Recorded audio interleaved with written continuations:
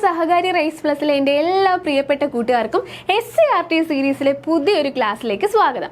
അപ്പോൾ ഇന്ന് നമ്മൾ നോക്കാൻ വേണ്ടി പോകുന്നത് നമ്മുടെ 7ാം ക്ലാസ്സിലെ പാർട്ട് 2 ടെക്സ്റ്റ് ബുക്കിലെ നമ്മുടെ ബയോളജിയിലെ മനുഷ്യ ശരീരം ഒരു വിസ്മയം എന്നുള്ള ഒരു ചാപ്റ്റർ, 7ാമത്തെ ചാപ്റ്റർ ആയിട്ടുള്ള മനുഷ്യ ശരീരം ഒരു വിസ്മയം എന്നുള്ള ചാപ്റ്ററാണ് നമ്മൾ ഇന്ന് നോക്കാൻ വേണ്ടി പോകുന്നത്. അപ്പോൾ ഈ ഒരു ചാപ്റ്ററിനകത്ത് എന്തൊക്കെ കാര്യങ്ങളാണ് പറയുന്നത്?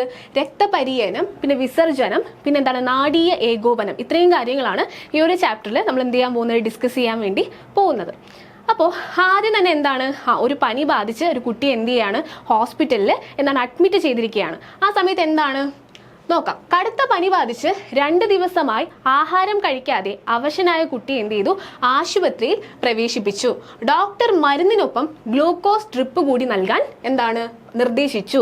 അപ്പൊ എന്തിനാണ് നമ്മളെല്ലാവരും ആശുപത്രിയിൽ പോകുമ്പോൾ എന്ത് ചെയ്യും, ഡോക്ടേഴ്സ് ഇങ്ങനെ ചെയ്യുമല്ലേ, എന്താണ് നമുക്ക് ഡ്രിപ്പ് വഴി എന്ത് ചെയ്യും, മരുന്നുകളും ഇതുപോലെ ഗ്ലൂക്കോസ് ഒക്കെ എന്ത് ചെയ്യും തരുമല്ലേ. ഇതെന്താണ്, രക്തത്തിലേക്ക് നേരിട്ട് എന്ത് ചെയ്യാണ്, ഈ ഗ്ലൂക്കോസും മരുന്നുകളും ഒക്കെ കടത്തി വിടുകയാണ്. അപ്പോൾ ഇങ്ങനെ രക്തത്തിലേക്ക് നേരിട്ട് കടത്തി വിടുമ്പോൾ അതെന്താണ്, ശരീരത്തിന്റെ നാനാഭാഗങ്ങളിലേക്കും ശരീരത്തിന്റെ എല്ലാ ഭാഗങ്ങളിലേക്കും ഇത് കൃത്യമായിട്ട് എത്തുമോ? അങ്ങനെ ഒരു ചോദ്യമാണ് ഇവിടെ നമ്മളോട് ചോദിക്കുന്നത് അല്ലെ. ഇങ്ങനെ കടത്തി വിടുന്ന ഗ്ലൂക്കോസ് ശരീരത്തിന്റെ എല്ലാ ഭാഗങ്ങളിലേക്കും എത്തുമോ? ഒരു ചോദ്യചിഹ്നമാണ് അല്ലേ, എത്തുമോ എന്നൊരു ചോദ്യചിഹ്നമാണ്. ഇനി നമുക്ക് നോക്കാം അടുത്തൊരു കാര്യം. ചെറുകുടലിൽ വെച്ച് ആഹാരം പൂർണ്ണമായി ദഹിക്കുമ്പോൾ, അതായത് നമ്മൾ കഴിക്കുന്ന ആഹാരം എന്താണ് നമ്മുടെ ചെറുകുടലിൽ വെച്ച് ദഹിച്ചു കഴിയുമ്പോൾ അതിന്റെ പോഷക ഘടകങ്ങൾ എന്ത് ചെയ്യണം, ആ പോഷക ഘടകങ്ങൾ എവിടേക്ക് എത്തണം, നമ്മുടെ കോശങ്ങളിലേക്ക് എത്തണം അല്ലെ. അതുപോലെ നമ്മൾ ശ്വസിക്കുന്ന ഓക്സിജൻ അല്ലെ, അത് എവിടെ എത്തണം, അതും കോശങ്ങളിലേക്ക് എത്തിച്ചേരണം. അപ്പൊ ഇതൊക്കെ എങ്ങനെയാണ് കൃത്യമായിട്ട് നമ്മുടെ ശരീരത്തിലുള്ള കോശങ്ങളിലേക്ക് എത്തിച്ചേരുന്നത്? അവിടെയും ആർക്കൊരു റോളുണ്ട്, ഈ രക്തത്തിനൊരു എന്താണ് ഒരു റോൾ ഉണ്ടോ അല്ലെ. ഇപ്പൊ ആദ്യത്തെ കാര്യം എടുക്കുകയാണെങ്കിൽ നമ്മൾ ഗ്ലൂക്കോസും അതുപോലെ ഈ മരുന്നുകളും ഒക്കെ എന്തിനാണ് നമ്മൾ രക്തത്തിലേക്ക് നേരിട്ട് കടത്തിവിടുന്നത്? ഇപ്പൊ നമ്മൾ ടാബ്ലറ്റ് കഴിക്കുകയാണെങ്കിൽ നമുക്ക് ഡോക്ടേഴ്സ് എന്ത് തരും, ടാബ്ലറ്റ് തരും അല്ലെ. ഈ ടാബ്ലറ്റ് നമ്മൾ കഴിക്കുമ്പോൾ എന്താ സംഭവിക്കുന്നത്, അത് ദഹിച്ചു കഴിഞ്ഞ് നമ്മൾ കഴിക്കുന്ന ആഹാരത്തിനൊപ്പം അത് ദഹിച്ചു കഴിഞ്ഞ് പിന്നെ അതിനൊരു എഫക്റ്റ് കിട്ടാൻ കുറച്ച് സമയം എടുക്കുക അല്ലെ. പക്ഷെ രക്തത്തിലേക്ക് നേരിട്ട് എന്താണ് മരുന്നുകളൊക്കെ കടത്തി വിടുകയാണെങ്കിൽ കുറച്ചും കൂടെ നമുക്ക് പെട്ടെന്ന് എന്ത് കിട്ടും, അതിന്റെ ഒരു എഫക്റ്റ് നമുക്ക് കിട്ടും അല്ലെ. ഇനി അതിനെപ്പറ്റി അത് എങ്ങനെയൊക്കെ ആണെന്നുള്ളതാണ് നമ്മൾ ഈ ഒരു ചാപ്റ്ററിൽ പഠിക്കാൻ വേണ്ടി പോകുന്നത്. അത് മാത്രമല്ല നമ്മളിപ്പോൾ പറഞ്ഞ കണക്ക് ഈ പോഷക ഘടകങ്ങളും അതുപോലെ എന്താണ് ഓക്സിജനും ഒക്കെ എങ്ങനെയാണ് കോശങ്ങളിലേക്ക് എത്തിച്ചേരുന്നത് അല്ലെ. ഈ കാര്യങ്ങളൊക്കെ നിങ്ങൾക്ക് എന്ത് ചെയ്യാൻ പറ്റും, ഇതിലൂടെ മനസ്സിലാക്കാനായിട്ട് പറ്റും.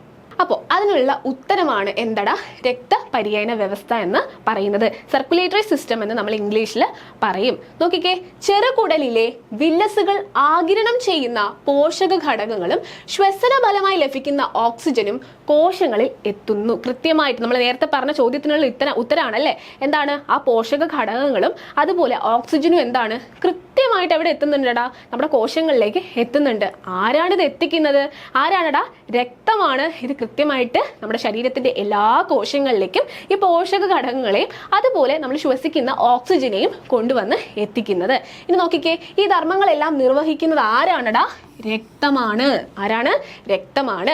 രക്തം, രക്തക്കുഴലുകൾ, ഹൃദയം എന്നിവ ചേർന്ന സംവിധാനമാണ് രക്തപര്യന വ്യവസ്ഥ എന്ന് പറയുന്നത്. അപ്പൊ രക്തം മാത്രമാണോ? ഈ രക്തം ആരിൽ കൂടിയാണ് പോകുന്നത്, രക്തക്കുഴലുകളുണ്ട് അല്ലെ. ഈ രക്തക്കുഴലുകളിലൂടെയാണ് രക്തം എന്ത് ചെയ്യുന്നത്, സഞ്ചരിക്കുന്നത്. പിന്നെ ഹൃദയമുണ്ടല്ലേ, ഹൃദയവും ഈ 3 ആൾക്കാർ ചേരുമ്പോഴാണ് നമ്മുടെ സർക്കുലേറ്ററി സിസ്റ്റം എന്ന് നമ്മൾ അതിനെ പറയുന്നത്. ഓക്കെ അല്ലേ, ക്ലിയർ അല്ലേ? ഇനി ഹൃദയത്തിൽ നിന്ന് ഓക്സിജനും പോഷകങ്ങൾ അടങ്ങിയ രക്തവും എന്ത് ചെയ്യുന്നു, ശരീരത്തിന്റെ എല്ലാ ഭാഗത്തും എത്തിക്കുന്നതും. നോക്കിക്കേടാ, നമ്മുടെ ഹൃദയത്തിൽ നിന്നും ഓക്സിജൻ അടങ്ങിയ ആ ഒരു ഓക്സിജനും അതുപോലെ തന്നെ പോഷക ഘടകങ്ങൾ അടങ്ങിയ രക്തത്തെയും കൃത്യമായിട്ട് എന്താണ് ശരീരത്തിന്റെ എല്ലാ ഭാഗത്തേക്ക് എത്തിക്കുന്നതും. അതുപോലെ തന്നെ കാർബൺ ഡൈ ഓക്സൈഡ് അല്ലെ, കോശങ്ങളിൽ നിന്ന് എന്താണ് കാർബൺ ഡൈ ഓക്സൈഡ് കലർന്ന രക്തം തിരിച്ച് ഹൃദയത്തിലേക്ക് എത്തിക്കുന്നു അല്ലെ. അങ്ങോട്ടും ഇങ്ങോട്ടും നടക്കുന്നുണ്ട് അല്ലെ. എന്തൊക്കെയാണ് ചെയ്യുന്നത്, ആദ്യം എന്താണ് ഓക്സിജന്, ഹൃദയത്തിൽ നിന്ന് എന്താണ് ഓക്സിജനും അതുപോലെ പോഷക ഘടകങ്ങൾ അടങ്ങിയ രക്തവും എന്ത് ചെയ്യുന്നു ശരീരത്തിന്റെ എല്ലാ ഭാഗങ്ങളിലേക്കും എത്തിക്കുന്നതും ആര് ചെയ്യുന്നുണ്ട്, ഈ പറയുന്ന ഈ ഒരു സർക്കുലേറ്ററി സിസ്റ്റത്തിലൂടെ അത് നടക്കുന്നുണ്ട്. പിന്നെ എന്ത് നടക്കുന്നുണ്ട്, ഇനി നമ്മുടെ ഈ ഒരു കാർബൺ ഡൈ ഓക്സൈഡ് അല്ലെ, ശരീരത്തിന്റെ വിവിധ ഭാഗങ്ങളിലുള്ള കാർബൺ ഡൈ ഓക്സൈഡിനെ എന്ത് ചെയ്യുന്നുണ്ട്, കാർബൺ ഡൈ ഓക്സൈഡ് കലർന്ന രക്തത്തെ എന്ത് ചെയ്യുന്നു, തിരിച്ച് ഹൃദയത്തിലേക്ക് എത്തിക്കുകയും ചെയ്യുന്നുണ്ട്. അപ്പൊ ഹൃദയത്തിൽ നിന്ന് അങ്ങോട്ടേക്ക് കൊണ്ടുപോവുകയും ചെയ്യുന്നുണ്ട്, തിരിച്ച് ഹൃദയത്തിലേക്ക് എത്തിക്കുകയും ചെയ്യുന്നു. ഹൃദയത്തിലേക്ക് കൊണ്ടുപോകുന്നത് എന്താണ്, ഓക്സിജനും പോഷകങ്ങൾ അടങ്ങിയ രക്തമാണ് അല്ലെ. ഹൃദയത്തിലേക്ക് തിരിച്ചുകൊണ്ട് എത്തിക്കുന്നത് എങ്ങനെയാണ്, കാർബൺ ഡൈ ഓക്സൈഡ് കലർന്ന രക്തമാണ്. അപ്പൊ ഇത് ആരുടെ പ്രധാനപ്പെട്ട ധർമ്മമാണ്, നമ്മുടെ സർക്കുലേറ്ററി സിസ്റ്റത്തിന് പ്രധാനപ്പെട്ട ഒരു ധർമ്മമാണ് ഇപ്പൊ നമ്മൾ വായിച്ചത്. ഓക്കെ അല്ലേടാ, ക്ലിയർ അല്ലേ, സിമ്പിൾ അല്ലേ? അടുത്ത നോക്കിക്കേ, നമ്മുടെ മനുഷ്യരക്തം അല്ലെ, മനുഷ്യരക്തം കാണാത്ത ആരെങ്കിലും ഉണ്ടോ? എല്ലാവരും മനുഷ്യരക്തം കണ്ടിട്ടുണ്ടല്ലേ? ഈ മനുഷ്യരക്തത്തിന്റെ നിറം എന്താണെടാ? ചുവപ്പ് നിറമാണല്ലേ. ആരാണ് ഇവയ്ക്ക് ഈ ചുവപ്പ് നിറം കൊടുക്കുന്നതെന്ന് നിങ്ങൾ ചിന്തിച്ചിട്ടുണ്ടോ? നോക്കാം, നോക്കിക്കേടാ. രക്തത്തിന്റെ ചുവപ്പ് നിറത്തിന് കാരണം എന്താണ് അല്ലെ എന്നൊരു ചോദ്യം നമ്മളോട് ചോദിച്ചിരിക്കുകയാണ്. എന്താണെടാ? ഹീമോഗ്ലോബിൻ. എന്താണ്? ഹീമോഗ്ലോബിൻ എന്ന വർണ്ണവസ്തുവിന്റെ സാന്നിധ്യമാണ് രക്തത്തിന്റെ ചുവപ്പ് നിറത്തിന് കാരണം. അപ്പൊ നമ്മുടെ എല്ലാം രക്തത്തിന് ആ ഒരു ചുവപ്പ് നിറം വരാൻ കാരണം എന്താണ്? ഹീമോഗ്ലോബിൻ എന്ന് പറയുന്ന വർണ്ണവസ്തുവാണ്. നിങ്ങൾ കേട്ടിട്ടുണ്ടായിരിക്കും അല്ലെ ഹീമോഗ്ലോബിനെയൊക്കെ പറ്റിയിട്ട്. ആ ഹീമോഗ്ലോബിനാണ് നമ്മുടെ രക്തത്തിന് എന്ത് കൊടുക്കുന്നത്? ചുവന്ന നിറം കൊടുക്കുന്നത്. ഇനി ഹീമോഗ്ലോബിനിൽ അടങ്ങിയിരിക്കുന്ന പ്രധാന ഘടകങ്ങൾ ഏതാണ് എന്നൊരു ചോദ്യം വരികയാണ്. എന്തൊക്കെയാണ്? ഇരുമ്പും അതുപോലെ പ്രോട്ടീനുമാണ് നമ്മുടെ ഹീമോഗ്ലോബിനിൽ അടങ്ങിയിരിക്കുന്ന ഘടകങ്ങൾ. ഏതൊക്കെയാണ്? ഇരുമ്പും പ്രോട്ടീനുമാണ് ഹീമോഗ്ലോബിനിൽ അടങ്ങിയിരിക്കുന്ന ഘടകങ്ങൾ. ഇനി അതുകൊണ്ടാണ് എന്ത് പറയുന്നത്? ഇരുമ്പടങ്ങിയ ആഹാരം കഴിക്കാൻ പറയും, അയണുള്ള അങ്ങനെയുള്ള ആഹാരങ്ങൾ കഴിക്കാൻ പറയും. അങ്ങനെയുള്ള ആഹാരങ്ങൾ കഴിച്ചാലുള്ള ഗുണം എന്താണ്? നമ്മുടെ രക്തം പെട്ടെന്ന്, നമ്മുടെ ശരീരത്തിലുള്ള രക്തത്തിന്റെ അളവ് കൂടുമല്ലേ, രക്തം പെട്ടെന്ന് എന്ത് ചെയ്യും? അതിന്റെ ഒരു അത് ഊറുന്നത് എന്ത് ചെയ്യും? വർദ്ധിക്കും. പിന്നെ എന്താണ്? ആ ഒരു ഹീമോഗ്ലോബിന്റെ അളവ്, രക്തത്തിലുള്ള ഹീമോഗ്ലോബിന്റെ അളവും എന്ത് ചെയ്യും? കൂടും. ഓക്കെ, എന്തൊക്കെയാണ്? ഇരുമ്പടങ്ങിയ ആഹാരം കഴിക്കേണ്ടതിന്റെ ആവശ്യകത ഇതിൽ നിന്ന് മനസ്സിലായില്ലേ? ഇരുമ്പടങ്ങിയ ചില ഭക്ഷ്യവസ്തുക്കൾ എന്താണ് ഇവിടെ കൊടുത്തിട്ടുണ്ട്. ഏതൊക്കെയാണെടാ? ഈന്തപ്പഴം, അതുപോലെ കോഴിമുട്ട, മുരിങ്ങയില. ഇതിലൊക്കെ എന്തടങ്ങിയിട്ടുണ്ടെടാ? ഇരുമ്പടങ്ങിയിട്ടുണ്ട്. അപ്പൊ ഇത് കഴിച്ചു കഴിഞ്ഞ് കഴിഞ്ഞാൽ എന്താണ്? നമ്മുടെ ശരീരത്തിലുള്ള രക്തത്തിന്റെ അളവ് വർദ്ധിക്കും, അതുപോലെ അതിനകത്തുള്ള ഹീമോഗ്ലോബിന്റെ എന്താണ്? ഇതും വർദ്ധിക്കും. ഓക്കെ, മനസ്സിലായല്ലോ. ഇനി ശ്വാസകോശത്തിൽ നിന്ന് എന്താണ്? ഓക്സിജൻ എന്താണ്? ശ്വാസകോശത്തിൽ നിന്ന് കോശങ്ങളിലേക്ക് ഓക്സിജൻ എത്തിക്കുകയും കോശങ്ങളിൽ നിന്ന് കാർബൺ ഡൈ ഓക്സൈഡ് ശ്വാസകോശത്തിലേക്ക് കൊണ്ടുവരികയും ചെയ്യുന്ന രക്തത്തിലെ ചെയ്യുന്നതിൽ എന്താണ്? ഹീമോഗ്ലോബിൻ ഒരു വലിയ പങ്ക് വഹിക്കുന്നുണ്ടെന്നാണ് പറയുന്നത്. എന്തൊക്കെ കാര്യങ്ങളാണ് പറയുന്നത്? ഒന്ന് പറയുന്നത് എന്താണ്? ശ്വാസകോശത്തിൽ നിന്നും കോശങ്ങളിലേക്ക് ശ്വാസകോശത്തിൽ നിന്നും കോശങ്ങളിലേക്ക് എന്താണ്? ഓക്സിജൻ എത്തിക്കുന്നതിൽ ഒരു പങ്ക് വഹിക്കുന്നുണ്ട്. മാത്രമല്ല കോശങ്ങളിൽ നിന്ന് എന്താണ്? കാർബൺ ഡൈ ഓക്സൈഡ് തിരികെ കൊണ്ടുവരുന്നതിനും ആരൊരു പങ്ക് വഹിക്കുന്നുണ്ട്? ഹീമോഗ്ലോബിൻ ഒരു പ്രധാന പങ്ക് വഹിക്കുന്നുണ്ട് എന്നാണ് പറയുന്നത്. ക്ലിയർ അല്ലേ? ഇനി അടുത്ത് നമ്മുടെ രക്തത്തിൽ ഹീമോഗ്ലോബിൻ മാത്രമല്ല അല്ലെ, വേറെ ഒരുപാട് ഘടകങ്ങളുണ്ട്. ഓക്കെ, പ്രധാനമായിട്ട് ആരൊക്കെയാണ്? പ്ലാസ്മ ഉണ്ട്, പിന്നെയോ പ്ലേറ്റ്ലെറ്റ് ഉണ്ട്, അടുത്ത ആരാണ്? വെളുത്ത രക്തകോശം അല്ലെങ്കിൽ WBC എന്ന് നമ്മൾ പറയും. പിന്നെ ചുവന്ന രക്തകോശം അല്ലെങ്കിൽ റെഡ് ബ്ലഡ് സെൽസും ഉണ്ട്. ഇനി ഇവയൊക്കെ എന്തൊക്കെയാണെന്ന് നമുക്ക് നോക്കാം അല്ലേ. ഇതൊക്കെ നമ്മുടെ രക്തത്തിൽ അടങ്ങിയിരിക്കുന്ന പ്രധാനപ്പെട്ട ഘടകങ്ങൾ ആണ്. നോക്കാം, നമുക്ക് ഓരോന്നായിട്ട് നോക്കാം. ആദ്യം തന്നെ പ്ലാസ്മയാണ്. പ്ലാസ്മ എന്തിനാ സഹായിക്കുന്നത്? നമ്മുടെ ആ രക്തത്തിലെ ദ്രാവക ഭാഗമാണ് എന്ത്? പ്ലാസ്മ എന്ന് പറയുന്നത്. നമ്മുടെ രക്തത്തിലെ ഒരു ദ്രാവക ഭാഗത്തെയാണ് നമ്മൾ പ്ലാസ്മ എന്ന് പറയുന്നത്. ഇനി ഇതിന് എന്ത് നിറമാണ്? ഇളം മഞ്ഞ നിറമാണ്. എന്താണ്? ഇളം മഞ്ഞ നിറമാണ്. ഇനി എന്താണ്? ഗ്ലൂക്കോസിനെ കോശങ്ങളിൽ എത്തിക്കുന്നു. എന്താണ്? ഗ്ലൂക്കോസിനെ ആ ഒരു നമ്മൾ ആഹാരമൊക്കെ കഴിച്ചു കഴിഞ്ഞ് പിന്നീട് അത് ദഹനമൊക്കെ കഴിഞ്ഞ് അത് ഗ്ലൂക്കോസ് ആവും. ആ ഗ്ലൂക്കോസിനെ കോശങ്ങളിൽ എത്തിക്കുക എന്ന് ചെയ്യുന്നത് ആരാണ്? പ്ലാസ്മയാണ്. ആരാണ്? പ്ലാസ്മയാണ്. ഇനി പ്ലേറ്റ്ലെറ്റ് അല്ലെ, പ്ലേറ്റ്ലെറ്റ് എന്താ ചെയ്യുന്നത്? രക്തം കട്ട പിടിക്കുന്നതിന് സഹായിക്കുന്നു. ഇപ്പൊ നമ്മൾ എന്താണ്? നമ്മുടെ ശരീരത്തിൽ എന്തെങ്കിലും മുറിവൊക്കെ ഉണ്ടായി കഴിഞ്ഞാൽ ആ രക്തത്തെ കട്ട പിടിക്കുന്നതിന് സഹായിക്കുന്നത് ആരാണെടാ? അത് പ്ലേറ്റ്ലെറ്റ് ആണ്. ആരാണ്? പ്ലേറ്റ്ലെറ്റ് ആണ്. അടുത്ത മൂന്നാമത്തെ ആളാരാണ്? വൈറ്റ് ബ്ലഡ് സെൽസ് അല്ലെങ്കിൽ WBC എന്ന് നമ്മൾ പറയും, അല്ലെങ്കിൽ എന്താണ്? വെളുത്ത രക്തകോശം എന്നും മലയാളത്തിൽ നമ്മൾ പറയും. ഇദ്ദേഹം എന്താ ചെയ്യുന്നത്? നിശ്ചിത ആകൃതിയില്ല. ഇതിനെന്തില്ല? നിശ്ചിത ആകൃതി. WBCക്ക് എന്തില്ല? നിശ്ചിത ആകൃതി ഇല്ല. പിന്നെ എന്താണ്? മർമ്മമുണ്ട്. കോശത്തിൽ എന്താണ്? മർമ്മമുണ്ടെന്ന് പറയുന്നു. പിന്നെ രോഗാണുക്കളെ നശിപ്പിക്കുന്നു. എന്താണ്? പുറത്തു നിന്ന് എന്തെങ്കിലും അണുക്കളൊക്കെ നമ്മുടെ ബോഡിയിലുള്ളിലേക്ക് അല്ലെങ്കിൽ നമ്മുടെ രക്തത്തിലേക്കൊക്കെ കടക്കുമ്പോൾ അവരോട് ഫൈറ്റ് ചെയ്ത് അവരെ നശിപ്പിക്കുക എന്നുള്ളൊരു ജോലിയാണ് ആര് ചെയ്യുന്നത്? വെളുത്ത രക്തകോശം അല്ലെങ്കിൽ WBC ചെയ്യുന്നത്. അപ്പം നമ്മുടെ ശരീരത്തിൽ WBCയുടെ അളവ് കുറഞ്ഞു കഴിഞ്ഞാൽ എന്ത് സംഭവിക്കും? പെട്ടെന്ന് അങ്ങനെയുള്ളവർക്ക് WBCയുടെ അളവ് രക്തത്തിൽ കുറവായിട്ടുള്ള ആൾക്കാർക്ക് എന്തായിരിക്കും? പെട്ടെന്ന് അവർക്ക് അസുഖമൊക്കെ വന്നു പിടിക്കും അല്ലേ, അവർക്ക് ഇമ്മ്യൂണിറ്റി കുറവായിരിക്കും. ഇനി റെഡ് ബ്ലഡ് സെൽസ് ഉണ്ട് അല്ലേ. റെഡ് ബ്ലഡ് സെൽസിന്റെ ആകൃതി എന്താണ്? ഡിസ്കിന്റെ ആകൃതി. എന്താകൃതിയാണ്? ഡിസ്കിന്റെ ആകൃതിയാണ്. നമ്മുടെ ഈ വൈറ്റ് ബ്ലഡ് സെൽസിന് എന്തില്ലായിരുന്നു? ഒരു ആകൃതിയൊന്നും ഇല്ലായിരുന്നു. പക്ഷെ എന്താണ്? ചുവന്ന രക്തകോശത്തിന് എന്തുണ്ട്? ആകൃതി ഉണ്ട്. ഇനി അതിനും എന്തില്ല? ഇവിടെ മർമ്മം ഉണ്ടായിരുന്നു അല്ലേ, പക്ഷെ അവിടെ എന്തില്ല? മർമ്മം ഇല്ല. ഇനി ഹീമോഗ്ലോബിൻ അടങ്ങിയിരിക്കുന്നു, നമ്മൾ നേരത്തെ പഠിച്ചിട്ട് വന്ന ആ ഹീമോഗ്ലോബിൻ അടങ്ങിയിരിക്കുന്നത് എവിടെയാണ്? നമ്മുടെ ഈ ചുവന്ന രക്തകോശങ്ങളിലാണ്. പിന്നെ എന്താണ്? ഓക്സിജൻ, കാർബൺ ഡൈ ഓക്സൈഡ് എന്നിവയുടെ വിനിമയം നടക്കുന്നതും എവിടെയാണ്? ചുവന്ന രക്തകോശത്തിലാണ്. ക്ലിയർ അല്ലേ? അപ്പോൾ നമ്മൾ 4 ആൾക്കാരെ പഠിച്ചു. ആരൊക്കെയാണ്? പ്ലേറ്റ്ലെറ്റ്, പിന്നെ ആരാണ്? പ്ലാസ്മയെ പഠിച്ചു, പിന്നെ ചുവന്ന രക്തകോശങ്ങളും പിന്നെ വെളുത്ത രക്തകോശങ്ങളെ പറ്റി നമ്മൾ പഠിച്ചു. ഓരോരുത്തർക്കും ഓരോരോ ജോലിയാണല്ലേ ഉള്ളത്. പ്ലാസ്മ എന്താ ചെയ്യുന്നത്? ആ ഒരു ഗ്ലൂക്കോസിനെ കോശങ്ങളിലേക്ക് എത്തിക്കുന്നു. പ്ലേറ്റ്ലെറ്റ് എന്ത് ചെയ്യുന്നു? കട്ട പിടിക്കാൻ വേണ്ടി, രക്തം കട്ട പിടിക്കാൻ വേണ്ടി സഹായിക്കുന്നു. വെളുത്ത രക്തകോശം എന്തിനാ സഹായിക്കുന്നത്? ആ അണുക്കളോടൊക്കെ ഫൈറ്റ് ചെയ്ത് എന്താണ് നമുക്ക് ആ ഒരു രോഗാണുക്കളെയൊക്കെ നശിപ്പിക്കുക എന്നൊരു ജോലിയാണ് ആര് ചെയ്യുന്നത്? വൈറ്റ് ബ്ലഡ് സെൽസ് ചെയ്യുന്നത്. അതേസമയം റെഡ് ബ്ലഡ് സെൽസ് എന്താ ചെയ്യുന്നത്? ആ ഒരു ഓക്സിജൻ, കാർബൺ ഡൈ ഓക്സൈഡിന്റെ ഒക്കെ വിനിമയവും പിന്നെ ഹീമോഗ്ലോബിനൊക്കെ അടങ്ങിയിരിക്കുന്നത് എവിടെയാണ്? നമ്മുടെ ഈ ചുവന്ന രക്തകോശങ്ങളിലാണ്. ക്ലിയർ അല്ലേ? ഇനി രക്തപര്യനം നമ്മൾ കുറച്ചുകൂടി ഡീപ്പായിട്ട് പഠിക്കാൻ വേണ്ടി പോവാണ്. നോക്കിക്കേ, രക്തക്കുഴലുകളിലൂടെ രക്തം എന്ത് ചെയ്യുന്നു? ശരീരത്തിന്റെ നാനാഭാഗത്തേക്കും സഞ്ചരിച്ചുകൊണ്ടിരിക്കുന്നു. രക്തത്തിന് അല്ലാണ്ട് പോകാൻ പറ്റത്തില്ല. രക്തം എവിടെ കൂടിയാണ് പോകുന്നത്? രക്തക്കുഴലുകളിലൂടെയാണ് രക്തം എന്ത് ചെയ്യുന്നത്? സഞ്ചരിക്കുന്നത് അല്ലേ? ഇനി എത്ര തരം രക്തക്കുഴലുകൾ നമ്മുടെ ശരീരത്തിലുണ്ട്? നമ്മുടെ ശരീരത്തിൽ എത്ര തരം? ഈ നമ്മുടെ ശരീരത്തിലെ രക്തം ഏത് വഴിയിലൂടെയാണ് പോകുന്നത്? രക്തക്കുഴലുകളിലൂടെയാണ് പോകുന്നത്. ഈ രക്തക്കുഴലുകൾ എത്ര തരത്തിൽ നമ്മുടെ ശരീരത്തിൽ ഉണ്ടെന്നാണ് ചോദിക്കുന്നത്. അതിനുള്ള ഉത്തരം നിങ്ങൾക്ക് ഇവിടെ നോക്കിയാൽ കാണാം. ഒരാൾ ആരാണ്? ധമനിയാണ്. ആരാണ്? ഒരു രക്തക്കുഴലിന്റെ പേരെന്താണ്? ധമനി. രണ്ടാമത്തെ ആള് സിരയാണ്. ആരാണ്? സിര. മൂന്നാമത് ലോമികകൾ. ആരാണ്? ലോമികകൾ. ധമനി, സിര, ലോമികകൾ. നോക്കിയേടാ, ഈ ധമനി ആരംഭിക്കുന്നത് എവിടെ നിന്നാണ്? ഹൃദയത്തിൽ നിന്ന് ആരംഭിക്കുന്നതാണ് ധമനി എന്ന് പറയുന്നത്. ഹൃദയത്തിലേക്ക് എത്തിച്ചേരുന്നതാണ് സിര എന്ന് പറയുന്നത്.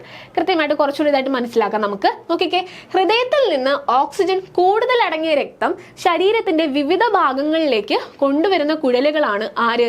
ധമനികൾ. ഹൃദയത്തിലേക്ക് എന്താണ്?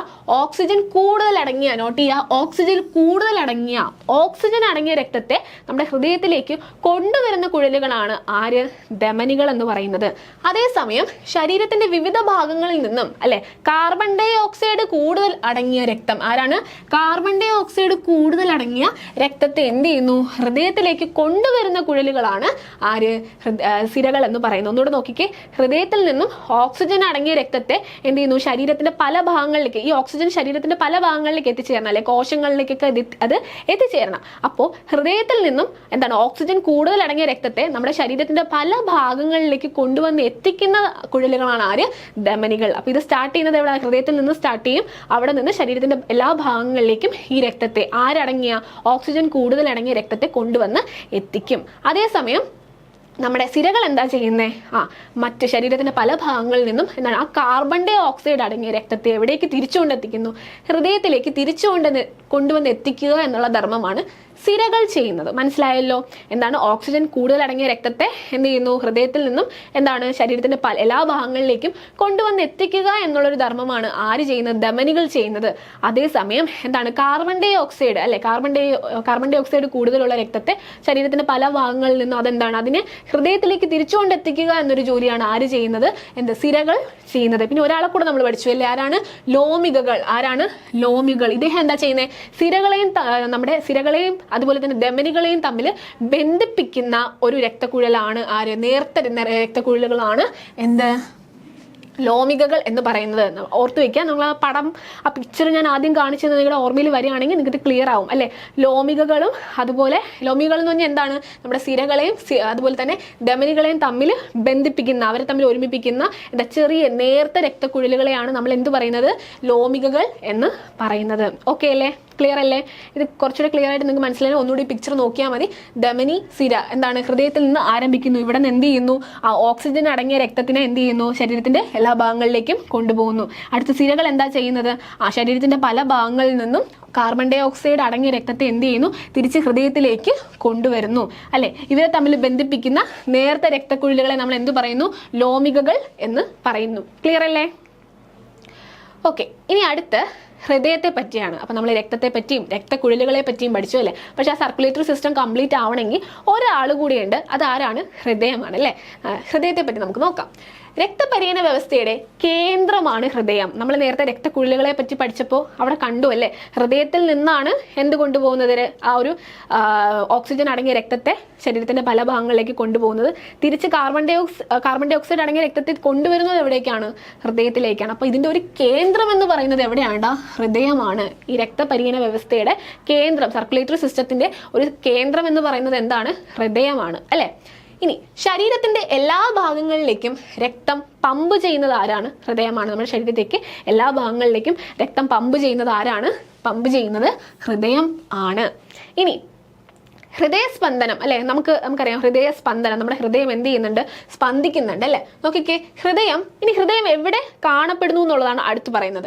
ഹൃദയം എവിടെയാണ്, ഔരാശയത്തിൽ ശ്വാസകോശങ്ങൾക്കിടയിൽ സ്ഥിതി ചെയ്യപ്പെടുന്നു. എവിടെയാണ്, ഔരാശയത്തിൽ ശ്വാസകോശങ്ങൾക്കിടയിലാണ് ആര് സ്ഥിതി ചെയ്യുന്നത്, നമ്മുടെ ഹൃദയം. ഈ ഔരാശയം എന്ന് പറയുന്നത് നമ്മുടെ ആ ശ്വാസകോശത്തിലെ ഡയഫ്രം ഉണ്ടല്ലോ, ആ ഡയഫ്രത്തിന് തൊട്ട് മുകളിലായിട്ട് വരുന്ന ഭാഗമാണ് ഔരാശയം എന്ന് പറയുന്നത്. അവിടെ എന്താണ്, ആ ഔരാശയത്തിലും അതുപോലെ ശ്വാസകോശങ്ങൾക്കിടയിലും ായിട്ടാണ് നമ്മുടെ ഹൃദയം സ്ഥിതി ചെയ്യുന്നത്. ഇനി നോക്കിക്കേ, നമ്മുടെ മനുഷ്യ ഹൃദയത്തിന്റെ ചില സവിശേഷതകളാണ് ഇവിടെ പോയിന്റ് ബൈ പോയിന്റ് ആയിട്ട് കൊടുത്തിട്ടുള്ളത്. നമുക്ക് നോക്കി നോക്കാം അല്ലെ. ആദ്യം പറയുന്നു, ഹൃദയത്തിന് നമ്മുടെ മുഷ്ടിയോളം, നമ്മുടെ കയ്യിൽ ഈ മുഷ്ടി ഉണ്ടല്ലോ, ഈ മുഷ്ടിയോളം വലിപ്പമാണ് നമ്മുടെ ഹൃദയത്തിന് ഉള്ളതെന്ന് പറയുന്നുണ്ട് അല്ലെ. എന്താണ്, ഹൃദയത്തിന് മുഷ്ടിയോളം വലിപ്പമുണ്ട്. അടുത്ത് നോക്കിക്കേ, ഹൃദയത്തെ ആവരണം ചെയ്ത് എന്തുണ്ട്, ഒരു ഇരട്ട സ്ഥലമുണ്ട്. ഹൃദയത്തെ പൊതിഞ്ഞുകൊണ്ട്, ഹൃദയത്തെ സംരക്ഷിച്ചുകൊണ്ട് എന്തുണ്ടടാ, ഒരു ഇരട്ട സ്ഥലമുണ്ട്. ആ ഇരട്ട സ്ഥലത്തിന്റെ പേരെന്താണ്, പെരികാർഡിയം. എന്താണ്, പെരികാർഡിയം എന്നാണ് നമ്മുടെ ഹൃദയത്തെ സംരക്ഷിച്ച് അല്ലെങ്കിൽ പൊതിഞ്ഞുകൊണ്ടിരിക്കുന്ന ആ ഒരു എന്താണ്, ഇരട്ട സ്ഥലം. എന്താണ്, ഇരട്ട സ്ഥലം പൊതിഞ്ഞുകൊണ്ടിട്ട് സംരക്ഷണം എന്ന പോലെ ഹൃദയത്തെ പൊതിഞ്ഞു കാണുന്ന ഇരട്ട സ്ഥലത്തിന്റെ പേരാണ് പെരികാർഡിയം. ഓക്കെ അല്ലേ, ക്ലിയർ അല്ലേ. ഇനി മനുഷ്യ ഹൃദയത്തിന് 4 അറകളുണ്ട്. എന്താണ്, നമ്മുടെ മനുഷ്യ ഹൃദയത്തിന് എത്ര അറകളാണ് ഉള്ളത്, 4 അറകളാണ് മനുഷ്യ ഹൃദയത്തിന് ഉള്ളത്. ഓക്കെ അല്ലേ. മനുഷ്യ ഹൃദയത്തിന് 4 അറകൾ എന്ന് പറഞ്ഞു അല്ലേ. അപ്പൊ പിന്നെ ബാക്കിയുള്ള ജീവികൾക്കൊക്കെ അവയുടെയൊക്കെ ഹൃദയത്തിന് എത്ര അറകളുണ്ടെന്ന് നമുക്ക് നോക്കാം. ആദ്യം തന്നെ ആരാണ്, മണ്ണിരേനാണല്ലേ കാണിക്കുന്നത്. മണ്ണിരയുടെ ഹൃദയത്തിന്റെ ഒരു ചിത്രമാണ് കാണിച്ചിട്ടുള്ളത്. അതിന്റെ ഹൃദയത്തിൽ എത്ര അറകൾ ഉണ്ടെന്നാ പറയുന്നത്, 5 ജോഡി പാർശ്വ ഹൃദയങ്ങളാണ് ഉള്ളത്. മുഴുവനായിട്ടുള്ള ഹൃദയമല്ല, 5 ജോഡി പാർശ്വ ഹൃദയങ്ങളാണ് ആർക്കുള്ളത്, നമ്മുടെ മണ്ണിരയ്ക്ക് ഉള്ളത്. ഇനി പാറ്റേനാണല്ലേ കാണിച്ചിരിക്കുന്നത്. ആ പാറ്റേന്റെ ശരീരത്തിൽ എത്ര അറകൾ ഉണ്ടെന്നാണ് പറയുന്നത്, 13 അറകളാണ് ഉള്ളത്. ഇനി അടുത്ത് കാണിച്ചിരിക്കുന്നത് ആരെയാണ്, മത്സ്യത്തെയാണ്. മത്സ്യത്തിന്റെ ഹൃദയത്തിൽ എത്ര അറകൾ ഉണ്ടെന്നാണ് പറയുന്നത്, 2 അറകളാണ്. എത്ര അറകളാണ്, 2 അറകൾ. ഇനി നോക്കിക്കേ, തവളേനാണ് അടുത്ത് കാണിച്ചിരിക്കുന്നത് അല്ലേ. തവളയുടെ ഹൃദയത്തിൽ എത്ര അറകളുണ്ട്, 3 അറകളാണ് ഉള്ളത്. എത്ര അറകളാണ്, 3 അറകളാണ്. അടുത്തൊരു കോഴീന്റെ പടമാണ് കാണിച്ചിട്ടില്ലേ. കോഴീന്റെ ഹൃദയത്തിൽ എത്ര അറകളുണ്ട്, 4 അറകളാണ് ഉള്ളത്. എത്ര അറകളാണ്, 4 അറകളാണ് ഉള്ളത്. ക്ലിയർ അല്ലേ. മനുഷ്യന്റെ ഹൃദയത്തിൽ എത്ര അറകളുണ്ട്, 4 അറകൾ. നമ്മളെപ്പോലെ തന്നെ 4 അറകളുള്ള വേറൊരാൾ ആരാണ്, കോഴീന്റെ ഒക്കെ ഹൃദയത്തിൽ എന്താണ്, 4 അറകളാണ് ഉള്ളത്. ഓക്കെ അല്ലേടാ, ക്ലിയർ അല്ലേ. ഇനി ഹൃദയസ്പന്ദനം അല്ലെ, ഹൃദയസ്പന്ദനം, ഹാർട്ട് ബീറ്റ് നിങ്ങൾക്ക് എല്ലാവർക്കും അറിയാവുന്നതാണ് അല്ലേ. നോക്കാം, നമ്മൾ ആശുപത്രിയിലൊക്കെ പോകുമ്പോൾ ഡോക്ടേഴ്സ് എന്ത് ചെയ്യും, നമ്മുടെ പൾസൊക്കെ പിടിച്ച് നോക്കി എന്ത് ചെയ്യും, നമ്മുടെ ഹൃദയസ്പന്ദനം അവർ നോക്കും അല്ലേ. നോക്കാം, ഹൃദയം എന്താണ്, ഈ ഹൃദയസ്പന്ദനം എന്നുള്ളതാണ് അടുത്ത് പറയുന്നത്. ഹൃദയസ്പന്ദനവും പൾസും ഇനി ഇവർ തമ്മിൽ എന്തെങ്കിലും വ്യത്യാസമുണ്ടോ, ഇവർ രണ്ടുപേരും ഒന്നാണോ, നമുക്ക് നോക്കാം.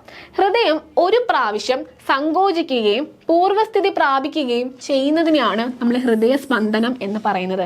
ഹൃദയം ഒരു പ്രാവശ്യം എന്ത് ചെയ്യുന്നു, അതിങ്ങനെ ചുരുങ്ങി പിന്നെ എന്ത് ചെയ്യുന്നു, അതിങ്ങനെ ഇതാവുന്ന ആ ഒരു സങ്കോചിക്കുകയും പിന്നെ എന്ത് ചെയ്യുന്നു, അത് പിന്നീട് വീണ്ടും പഴയ സ്ഥിതിയിലേക്ക് വരികയോ ഒക്കെ ചെയ്യുന്നതിനെയാണ് നമ്മൾ എന്ത് പറയുന്നത്, ഹൃദയസ്പന്ദനം എന്ന് പറയുന്നു. ആദ്യം എന്ത് ചെയ്യുന്നു, സങ്കോചിക്കുന്നു, പിന്നീട് എന്ത് ചെയ്യുന്നു, അത് വീണ്ടും ആ പഴയ സ്ഥിതിയിലേക്ക് വരുന്നു. അതിനെയാണ് നമ്മൾ ഹൃദയസ്പന്ദനം എന്ന് പറയുന്നത്. ഇനി ആരോഗ്യമുള്ള ഒരാളുടെ ഹൃദയം ഒരു മിനിറ്റിൽ എത്രയുണ്ടാ, 72 പ്രാവശ്യം ആരോഗ്യമുള്ള ഒരാളുടെ ഹൃദയം എന്ത് ചെയ്യും, സ്പന്ദിക്കുന്നു. ആരോഗ്യമുള്ള ഒരാളാണ് നിങ്ങളെങ്കിൽ നിങ്ങളുടെ ഹൃദയം എത്ര തവണ സ്പന്ദിക്കും, 72 തവണ എന്ത് ചെയ്യും, സ്പന്ദിക്കും. ഇനി ഇതാണ് ഹൃദയസ്പന്ദന നിരക്ക്. അപ്പൊ ഹൃദയസ്പന്ദന നിരക്ക് ചോദിച്ചു കഴിഞ്ഞാൽ എത്രയാണ്, ഒരു മിനിറ്റിൽ 72 തവണ എന്ന് ഉള്ളതാണ്. ഹൃദയസ്പന്ദനത്തിന്റെ ഫലമായിട്ട് എന്ത് ചെയ്യുന്നു, നമ്മുടെ ധമനികളിലൊക്കെ എന്ത് ചെയ്യും, നമ്മുടെ ഒരു ധമനികൾ എന്താണ്, രക്തക്കുഴലുകളാണ് അല്ലേ.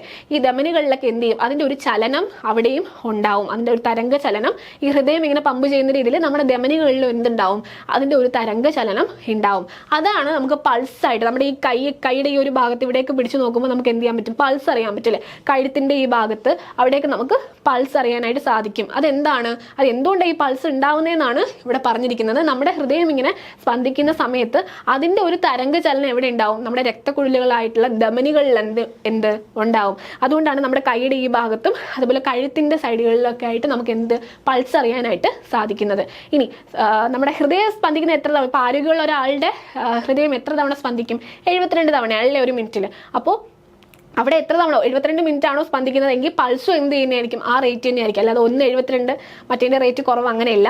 നമ്മുടെ ഹൃദയം 72 തവണ ഒരു മിനിറ്റിൽ സ്പന്ദിക്കുന്നുണ്ടെങ്കിൽ പൾസും എന്ത് തന്നെയായിരിക്കും? ആ ഒരു റേറ്റ് തന്നെ ആയിരിക്കും. ഓക്കെ അല്ലേടാ? ക്ലിയർ അല്ലേ? അടുത്ത നമ്മൾ നോക്കാൻ വേണ്ടി പോകുന്നത് ഒരു വ്യക്തിനെ പറ്റിയിട്ടാണ്. അദ്ദേഹത്തിൻ്റെ പേരാണ് റെനെ ലെനക്. എന്താണ് ആ പേര്? Rene Laennec. ഇദ്ദേഹം എന്താ ചെയ്തതെന്ന് അറിയാവോ? നമ്മൾ ഹോസ്പിറ്റൽസിലൊക്കെ പോകുമ്പോൾ ഡോക്ടേഴ്സ് എന്ത് ചെയ്യും? അവരുടെ കയ്യിൽ എന്തുണ്ട്? സ്റ്റെതസ്കോപ്പ് ഉണ്ടല്ലേ, അത് വെച്ചിട്ട് അവരെന്ത് ചെയ്യും? നമ്മുടെ ഹാർട്ട് ബീറ്റും നമ്മുടെ ശ്വാസകോശത്തിൻ്റെ ഇതൊക്കെ അവർ നോക്കുമല്ലേ. അപ്പോൾ ആ സ്റ്റെതസ്കോപ്പ് ആദ്യമായിട്ട് നിർമ്മിച്ച, അല്ലെങ്കിൽ ആ ഒരു ഉപകരണം, നമ്മൾ പരിശോധിക്കുന്ന ആ ഒരു ഉപകരണം ആദ്യമായിട്ട് നിർമ്മിച്ച വ്യക്തിയാണ് ആര്? റെനെ ലെനക് എന്ന് പറയുന്നത്. അപ്പോൾ വളരെ ഇമ്പോർട്ടൻ്റ് ആയിട്ടുള്ള ഒരാളാണ് റെനെ ലെനക്. ഓർത്ത് വെച്ചിരിക്കുക. അദ്ദേഹം എന്താ ചെയ്തത്? നമ്മുടെ ആ ഒരു സ്റ്റെതസ്കോപ്പ് നിർമ്മിക്കുകയാണ് ചെയ്തത്. അപ്പം സ്റ്റെതസ്കോപ്പ് നിർമ്മിച്ച വ്യക്തി ആര് എന്നൊരു ചോദ്യം വന്നു കഴിഞ്ഞാൽ അതിൻ്റെ ഉത്തരം എന്താണ്? റെനെ ലെനക് ആണ്. ഓക്കെ അല്ലേ? ക്ലിയർ അല്ലേ? അടുത്ത് നമ്മുടെ ഹൃദയത്തിൻ്റെ ഒരു ആത്മകഥമാണ് കൊടുത്തിരിക്കുന്നത്. ഹൃദയം എന്തൊക്കെ കാര്യങ്ങളാണ് പറയുന്നത് നമുക്ക് നോക്കി നോക്കാം അല്ലേ? എന്താ പറയുന്നത്? കൂടുതൽ കൊഴുപ്പടങ്ങിയ ഭക്ഷണം അല്ലെ, കൂടുതൽ കൊഴുപ്പടങ്ങിയ ഭക്ഷണം സ്ഥിരമായി കഴിക്കുന്നത് എൻ്റെ പ്രവർത്തനത്തെ ബാധിക്കും. പിന്നെ എന്ത് പറയുന്നു? പുകവലി, മദ്യപാനം എന്നിവ എന്നെ വേഗം രോഗിയാക്കും. പിന്നെ ജീവിതശൈലി രോഗങ്ങൾ എന്നെ തളർത്തും. വ്യായാമം ചെയ്തില്ലെങ്കിൽ എൻ്റെ ആരോഗ്യം തകരാറിലാവും. ഇത് ഹൃദയം പറയുന്നതാണ്. ഇതിൽ നിന്ന് നിങ്ങൾക്ക് എന്താ മനസ്സിലായത്? ഈ പറയുന്ന കാര്യങ്ങളൊക്കെ എന്താണ്? ഹൃദയത്തിൻ്റെ ആരോഗ്യത്തെ, നമ്മുടെ ഹൃദയത്തിനെ ബാധിക്കുന്ന കാര്യങ്ങൾ ആണെന്നുള്ളതാണ്. എന്തൊക്കെയാണ്? കൊഴുപ്പടങ്ങിയ ആഹാരം, നമ്മൾ പുറത്തുനിന്ന് ജങ്ക് ഫുഡ്സ് ഒക്കെ വാങ്ങിച്ച് കഴിക്കുമല്ലേ, ആ ഒരു അതൊക്കെ എന്താണ്? കൊഴുപ്പടങ്ങിയ ആഹാരങ്ങൾ, അല്ലെങ്കിൽ കൊഴുപ്പടങ്ങിയ ആഹാരങ്ങൾ കൂടുതൽ കഴിക്കുമ്പോൾ അത് ആരുടെ ആരോഗ്യത്തെ ബാധിക്കും? നമ്മുടെ ഹൃദയത്തെ അത് സാരമായിട്ട് ബാധിക്കും. പിന്നെ എന്താ പറയുന്നത്? പുകവലി, മദ്യപാനം. ഈ പുകവലി, മദ്യപാനം ഒക്കെ ഉള്ള ആൾക്കാർക്ക് എന്ത് ചെയ്യും? അവരുടെ ഹൃദയത്തെ അത് ബാധിക്കാൻ ചാൻസ് ഉണ്ട്. പിന്നെ എന്താണ്? ജീവിതശൈലി രോഗങ്ങൾ. നമ്മുടെ ആ ഒരു ജീവിതശൈലി, നമ്മൾ എന്താണ് കൃത്യമായിട്ട് വ്യായാമം ചെയ്തില്ലെങ്കിൽ, അല്ലെങ്കിൽ നമ്മുടെ വേ ഓഫ് ലിവിങ് ഉണ്ടല്ലോ, അത് എന്താണ്? കൃത്യമായിട്ട് നമ്മുടെ ഹൃദയത്തെ അത് നല്ല രീതിയിൽ നമ്മളത് നമ്മുടെ ജീവിതശൈലി മെച്ചപ്പെടുത്തിയില്ല എന്നുണ്ടെങ്കിൽ അത് കൃത്യമായിട്ട് നമ്മുടെ ഹൃദയത്തെ ബാധിക്കും. അല്ലെങ്കിൽ പിന്നെ എന്താണ്? വ്യായാമം ചെയ്തില്ലെങ്കിൽ, നമ്മൾ വ്യായാമം ഒന്നും ചെയ്യുന്നില്ല, കൊഴുപ്പടങ്ങിയ ആഹാരം ഒരുപാട് കഴിക്കുന്നുണ്ട്, അങ്ങനെയാണെങ്കിൽ എന്ത് ചെയ്യും? നമ്മുടെ ഹൃദയത്തെ അത് സാരമായിട്ട് ബാധിക്കും അല്ലേ? അപ്പം നോക്കാം. ഇനി എന്താ കാണുന്നത്? ശരിയായ ആഹാരശീലങ്ങൾ, വ്യായാമം, ജീവിതചര്യങ്ങൾ എന്നിവയിലൂടെ നമുക്ക് ഹൃദയത്തിൻ്റെ ആരോഗ്യം സംരക്ഷിക്കാനായിട്ട് സാധിക്കും. എന്തൊക്കെയാണ് നമ്മുടെ ശരിയായ ആഹാരശീലങ്ങൾ അല്ലേ?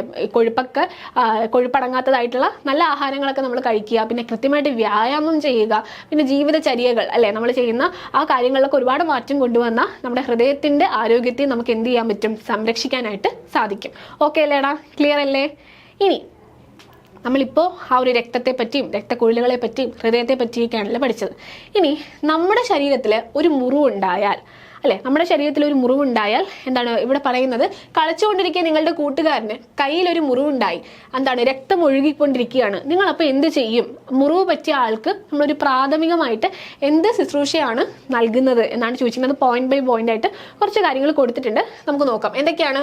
ശുദ്ധജലം ഉപയോഗിച്ച് മുറിവ് വൃത്തിയാക്കുക. എന്താണ്? ആദ്യം തന്നെ ആ മുറിവിനെ ശുദ്ധജലം ഉപയോഗിച്ച് മുറിവ് വൃത്തിയാക്കുക. മുറിവിൽ അമർത്തിപ്പിടിക്കുക. എന്താണ്? മുറിവിൽ അമർത്തിപ്പിടിക്കുക. പിന്നെ കയ്യിലാണ് മുറിവെങ്കിൽ എന്ത് ചെയ്യുക? കൈ ഉയർത്തിപ്പിടിക്കുക. എന്താണ്? ആ രക്തത്തിൻ്റെ ഇത് കുറയ്ക്കാൻ വേണ്ടിയിട്ടാണ് കൈ ഇങ്ങനെ ഉയർത്തിപ്പിടിക്കാനായിട്ട് പറയുന്നത്. പിന്നെ എന്താണ്? രക്തപ്രവാഹം നിലയ്ക്കുന്നില്ലെങ്കിൽ ശുദ്ധമായ തുണിയോ അല്ലെങ്കിൽ എന്താണ് ബാൻഡേജൊക്കെ കൊണ്ട് ആ മുറിവിനെ എന്ത് ചെയ്യുക? പൊതിഞ്ഞ് കെട്ടുക. ഇനി എന്ത് ചെയ്യുക? ഇനി അടുത്ത് എന്ത് ചെയ്യുക? ഇനി എന്നിട്ട് പിന്നെ എന്ത് ചെയ്യണം? നമ്മൾ ആ ഒരു വൈദ്യസഹായം കൃത്യമായിട്ട് തേടണം. എന്താണ്? വൈദ്യസഹായം കൃത്യമായിട്ട് തേടണം. ഇത്രയും കാര്യങ്ങൾ ജസ്റ്റ് അവർ ആ ടെക്സ്റ്റ് ബുക്കിൽ പറഞ്ഞിട്ടുള്ള കാര്യങ്ങളാണ്. ഇനി ഹൃദയം മാറ്റിവെക്കാം. നമ്മളിപ്പോൾ ഹൃദയത്തെ പറ്റിയാണ് പഠിച്ചതല്ലേ. ഹൃദയത്തെ പറ്റി എന്തൊക്കെ കാര്യങ്ങളാണ്? നമ്മളിപ്പോൾ പറഞ്ഞു കൊഴുപ്പടങ്ങിയ ആഹാരമൊക്കെ കഴിച്ചു കഴിഞ്ഞാൽ, അല്ലെങ്കിൽ ബൈ ബർത്ത് ജനിക്കുമ്പോൾ തന്നെ ഹൃദയത്തിന് പ്രശ്നമുള്ള കുഞ്ഞുങ്ങളുണ്ടായിരിക്കും അല്ലേ, ഹൃദയവാൾവിന്, അങ്ങനെയൊക്കെ പലതരത്തിൽ ഹൃദയത്തെ എന്ത് ചെയ്യാം? ഒരുപാട് പ്രശ്നങ്ങൾ, ഹൃദയത്തിന് ഒരുപാട് പ്രശ്നങ്ങൾ സംഭവിക്കാം. അപ്പോൾ ചില സ്റ്റേജസിൽ ചിലപ്പോൾ ഓപ്പറേഷൻ കൊണ്ട് തന്നെ നമുക്കത് മാറ്റാൻ സാധിക്കും. ചില സ്റ്റേജസിൽ നമുക്ക് എന്ത് ചെയ്യേണ്ടി വരും? ആ ഹൃദയം തന്നെ മാറ്റി വെക്കേണ്ടതായിട്ട് വരും. നിങ്ങൾ പത്രങ്ങളിലും വാർത്തകളിലും ഒക്കെ കണ്ടിട്ടുണ്ടായിരിക്കും അല്ലേ, എന്താണ്?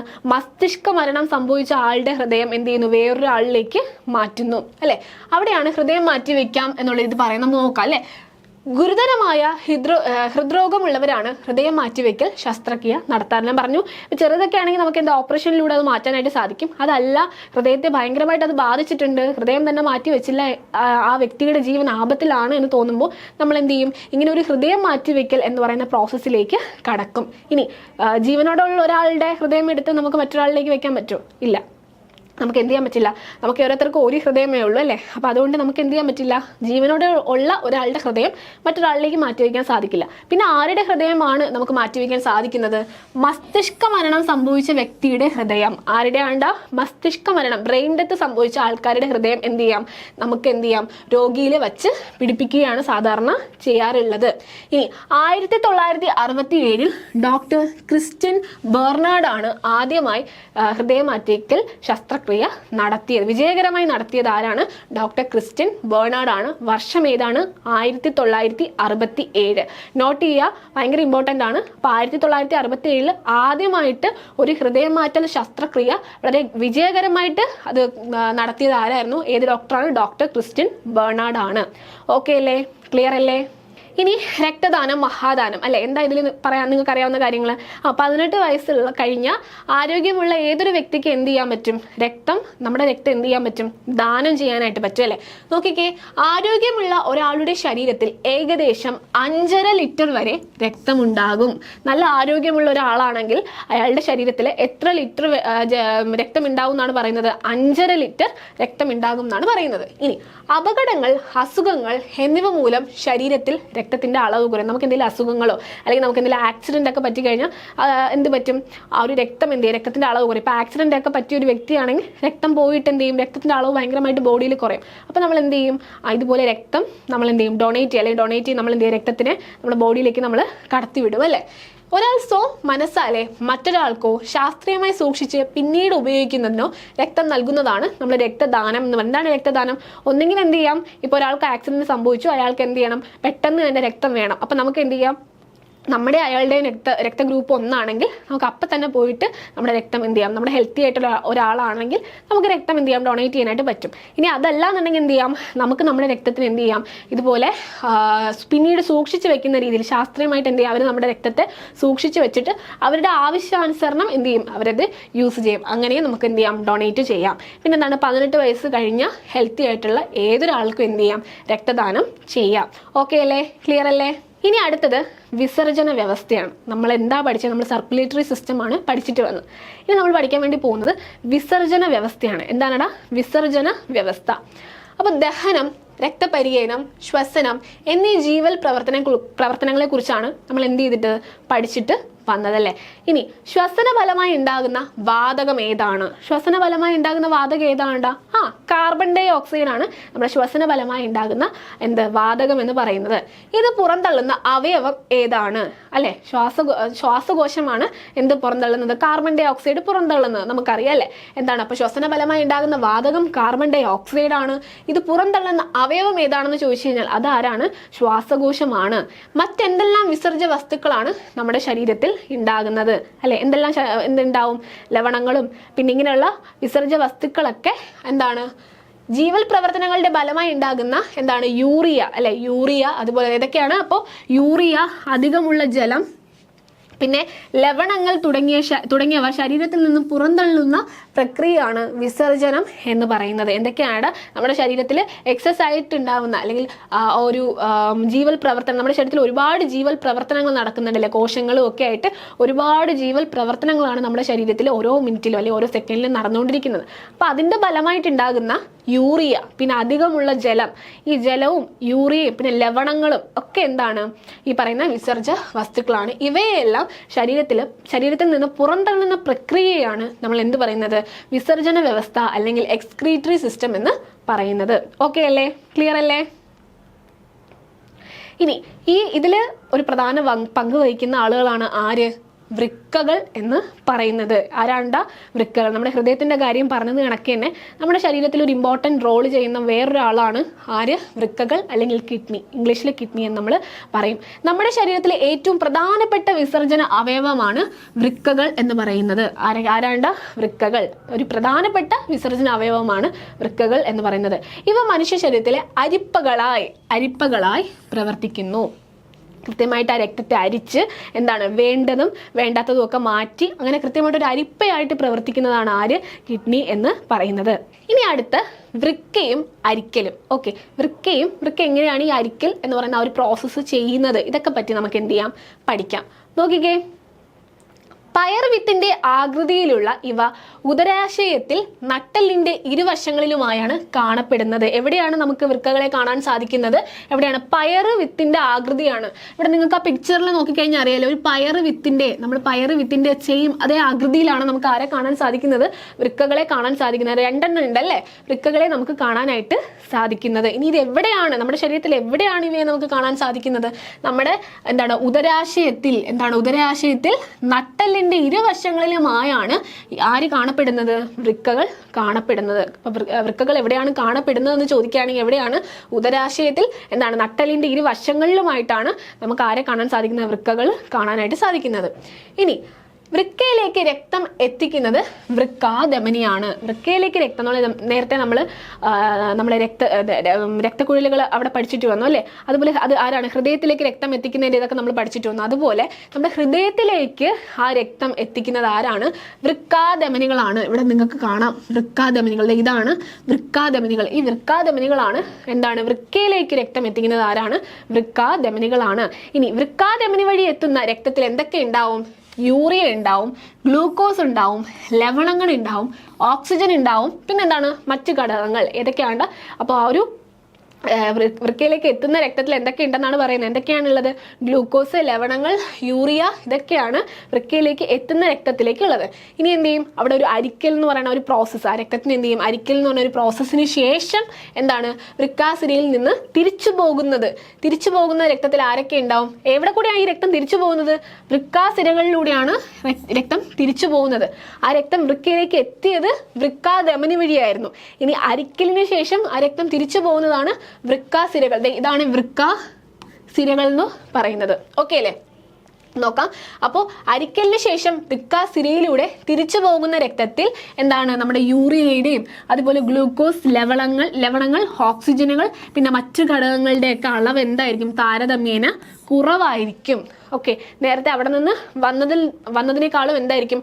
ഈ പറഞ്ഞ ഘടകങ്ങളുടെയൊക്കെ അളവ് കുറവായിരിക്കും അരിക്കലിന് ശേഷം തിരിച്ചു പോകുന്ന രക്തത്തിൽ. ഇനി ഇത്തരത്തിൽ വൃക്കയിൽ നിന്നും അരിക്കലിന് വിധേയമായ രക്തത്തിലെ മാലിന്യങ്ങൾ അല്ലെ, അതിൽ മാലിന്യങ്ങൾ ഉണ്ടാവും. അതായത് രക്തം എന്ത് ചെയ്യുന്നു? വൃക്കയിലേക്ക് വരുന്നു. വൃക്ക എന്ത് ചെയ്യുന്നു? വൃക്കാധമനികളിലൂടെ രക്തം വൃക്കയിലേക്ക് എത്തുന്നു. വൃക്ക എന്ത് ചെയ്യുന്നു? അതിനെ അരിക്കുന്നു. അരിച്ചതിന് ശേഷം തിരിച്ച് വൃക്കാസിരകളിലൂടെ പോകുന്ന ആ ഒരു രക്തത്തിൽ ഈ പറയുന്ന നമ്മുടെ ഈ ഒരു ഗ്ലൂക്കോസിന്റെയും യൂറിയയുടെയും ലവണങ്ങളുടെയും ഓക്സിജന്റെ ഒക്കെ അളവ് എന്തായിരിക്കും? കുറവായിരിക്കും. ഇനി മാലിന്യങ്ങൾ ഉണ്ടായിരിക്കും അല്ലെ? ആ മാലിന്യങ്ങൾ എന്ത് ചെയ്യുന്നു? മൂത്രത്തിലൂടെ എന്ത് ചെയ്യുന്നു? പുറന്തള്ളപ്പെടുന്നു. നമ്മുടെ മൂത്രത്തിലൂടെ ബാക്കി വരുന്ന വേണ്ടിയില്ലാത്ത അല്ലെങ്കിൽ വേണ്ടാത്ത മാലിന്യങ്ങൾ എന്ത് ചെയ്യുന്നു? മൂത്രത്തിലൂടെയാണ് അതിനെ റിമൂവ് ചെയ്യുന്ന, പുറന്തള്ളുന്ന പ്രോസസ്സാണ് അല്ലേ? അപ്പോൾ കൃത്യമായിട്ട് ആ രക്തത്തെ അരിച്ച് അതിൻ്റെ മാലിന്യങ്ങളെ എന്ത് ചെയ്യുന്നു? പുറത്തേക്ക് പുറന്തള്ളുന്നു. ശരിയായ അളവിൽ ജലം, ലവണങ്ങൾ എന്നിവ ശരീരത്തിൽ നിലനിർത്തുന്നതിന് വൃക്കകൾ പ്രധാന പങ്ക് വഹിക്കുന്നു. ശരിയായ അളവിൽ നമ്മുടെ ശരീരത്തിൽ ലവണങ്ങളായിക്കോട്ടെ അതുപോലെ തന്നെ ജലമായിക്കോട്ടെ ശരിയായ അളവിൽ നമ്മുടെ ശരീരത്തിൽ നിലനിർത്തുന്നതിന് വൃക്കകൾ എന്ത് ചെയ്യുന്നുണ്ട്? ഒരു വലിയ പങ്ക് തന്നെ വഹിക്കുന്നുണ്ട്. പിന്നെ ആരോഗ്യമുള്ള ഒരാളുടെ വൃക്കകൾ ഒരു ദിവസം എത്രയാണ്? ശരാശരി 1.5 ലിറ്റർ മൂത്രം എന്ത് ചെയ്യുന്നു? ഉൽപ്പാദിപ്പിക്കുന്നു. അപ്പം നമ്മുടെ ആരോഗ്യമുള്ള ഒരാളാണെങ്കിൽ അയാളുടെ ശരീരത്തിൽ എങ്ങനെയായിരിക്കും? ഒരു ദിവസം എങ്ങനെയായിരിക്കും? 1.5 ലിറ്റർ മൂത്രം വരെ ഉൽപ്പാദിപ്പിക്കുന്നു എന്ന്. ഇത്രയും കാര്യങ്ങളാണ് പറഞ്ഞത്. നമ്മൾ നോക്കിക്കഴിഞ്ഞാൽ എന്തൊക്കെ കാര്യങ്ങളാണ് പറഞ്ഞത്? വൃക്ക എന്ന് പറയുന്നത് ഒരു വിത്തിന്റെ ആകൃതിയിലുള്ള ഇതാണ്. ഇത് എവിടെയാണ് നമുക്ക് കാണാൻ പറ്റുന്നത്? നമ്മുടെ ആ ഒരു ഉദരാശയത്തിൽ നട്ടെല്ലിന്റെ ഇരുവശങ്ങളിലുമായിട്ടാണ് നമുക്ക് ഈ വൃക്കകളെ കാണാനായിട്ട് സാധിക്കുന്നത്. പിന്നെ വൃക്കയിലേക്ക് രക്തം എത്തിക്കുന്നത് ആരാണ്? വൃക്കാധമനികളാണ്. ഇനി വൃക്കയിൽ നിന്നും അരിച്ചതിന് ശേഷം രക്തം തിരിച്ചു പോകുന്നത് വൃക്കാസിരകൾ ിലൂടെ ആണ്. ഇനി വൃക്കയിലേക്ക് വരുന്ന രക്തത്തിൽ എന്ത് കൂടുതലായിരിക്കും? ഈ പറയുന്ന ഗ്ലൂക്കോസ്, യൂറിയ, ലവണങ്ങൾ, പിന്നെ ഓക്സിജനൊക്കെ കൂടുതലായിരിക്കും. തിരിച്ച് അരിക്കലിന് ശേഷം പോകുന്ന രക്തത്തിൽ ഇതിൻ്റെയൊക്കെ അളവ് കുറവായിരിക്കും. പിന്നെ മാലിന്യമായിട്ട് വരുന്നതിനെയൊക്കെ എന്ത് ചെയ്യും? നമ്മുടെ മൂത്രത്തിലൂടെ അതെന്ത് ചെയ്യും? പുറത്തേക്ക് പുറന്തള്ളും. പിന്നെ പറഞ്ഞത് എന്താണ്? ആരോഗ്യമുള്ള ഒരാളുടെ ശരീരത്തിൽ എത്രയാണ്? 1.5 ലിറ്റർ മൂത്രം വരെ ഉൽപ്പാദിപ്പിക്കുന്നു. ഇത്രയും കാര്യങ്ങളാണ് ഈ ഒരു ഭാഗത്ത് പറയുന്നത്. ഓക്കെ അല്ലേ? ക്ലിയർ അല്ലേ? ഇനി നേരത്തെ നമ്മൾ ഹൃദയം നമ്മളോട് കുറേ കാര്യങ്ങൾ സംസാരിച്ചതുപോലെ ഇവിടെ ആരാണ്? നമ്മൾ കിഡ്നി കുറച്ച് കാര്യങ്ങൾ പറയാണ്. നമുക്ക് നോക്കാം അല്ലെ. പുകവലിയും മദ്യപാനവും ഉപേക്ഷിക്കണേ. എന്താ പറയുന്നത്? പുകവലിയും മദ്യപാനവും ഉപേക്ഷിക്കണേ. അടുത്ത് പറയുന്നു ഉപ്പിന്റെ അമിത ഉപയോഗം കുറയ്ക്കണേ എന്ന് പറയുന്നുണ്ട്. അനാവശ്യമായ മരുന്നിന്റെ ഉപയോഗം കുറയ്ക്കണേ എന്ന് അടുത്ത് പറയുന്നുണ്ട്. ദിവസവും ഏകദേശം 12 ലിറ്റർ അല്ലെങ്കിൽ 12 ഗ്ലാസ് വെള്ളമെങ്കിലും കുടിക്കണേ എന്ന് പറയുന്നുണ്ട്. പിന്നെ എന്താണ്? കൃത്രിമ പാനീയങ്ങളുടെ അമിത ഉപയോഗം ഒഴിവാക്കണേ എന്നും പറയുന്നുണ്ട്. ഇപ്പം എന്തൊക്കെ കാര്യങ്ങളാണ് പറയുന്നത് അല്ലേ? അപ്പോൾ ഇതിൽ നിന്ന് എന്ത് മനസ്സിലാക്കാം? ഈ പറയുന്ന കാര്യങ്ങൾ കൃത്യമായിട്ട് ചെയ്തില്ല എന്നുണ്ടെങ്കിൽ എന്താണ്? അത് നമ്മുടെ വൃക്കകളുടെ ആരോഗ്യത്തെ ബാധിക്കും. നോക്കാം അല്ലേ. പുകവലിയും മദ്യപാനവും ഉപേക്ഷിക്കണേ. എന്താണ്? നമ്മുടെ ആ ഒരു ജലം അല്ലെ, ആ ജലത്തെയൊക്കെ അരിക്കുന്ന ആരാണ്? കിഡ്നികളാണ്. അപ്പോൾ കൃത്യമായിട്ട് നമ്മൾ ഈ പുകവലിയും മദ്യപാനവും ഒക്കെ ഉള്ള ആളുകളുടെ വൃക്കകളെ അങ്ങനെ അവർ കുടിക്കുകയും പുകവലിക്കുകയൊക്കെ ചെയ്യുകയാണെങ്കിൽ എന്ത് ചെയ്യും?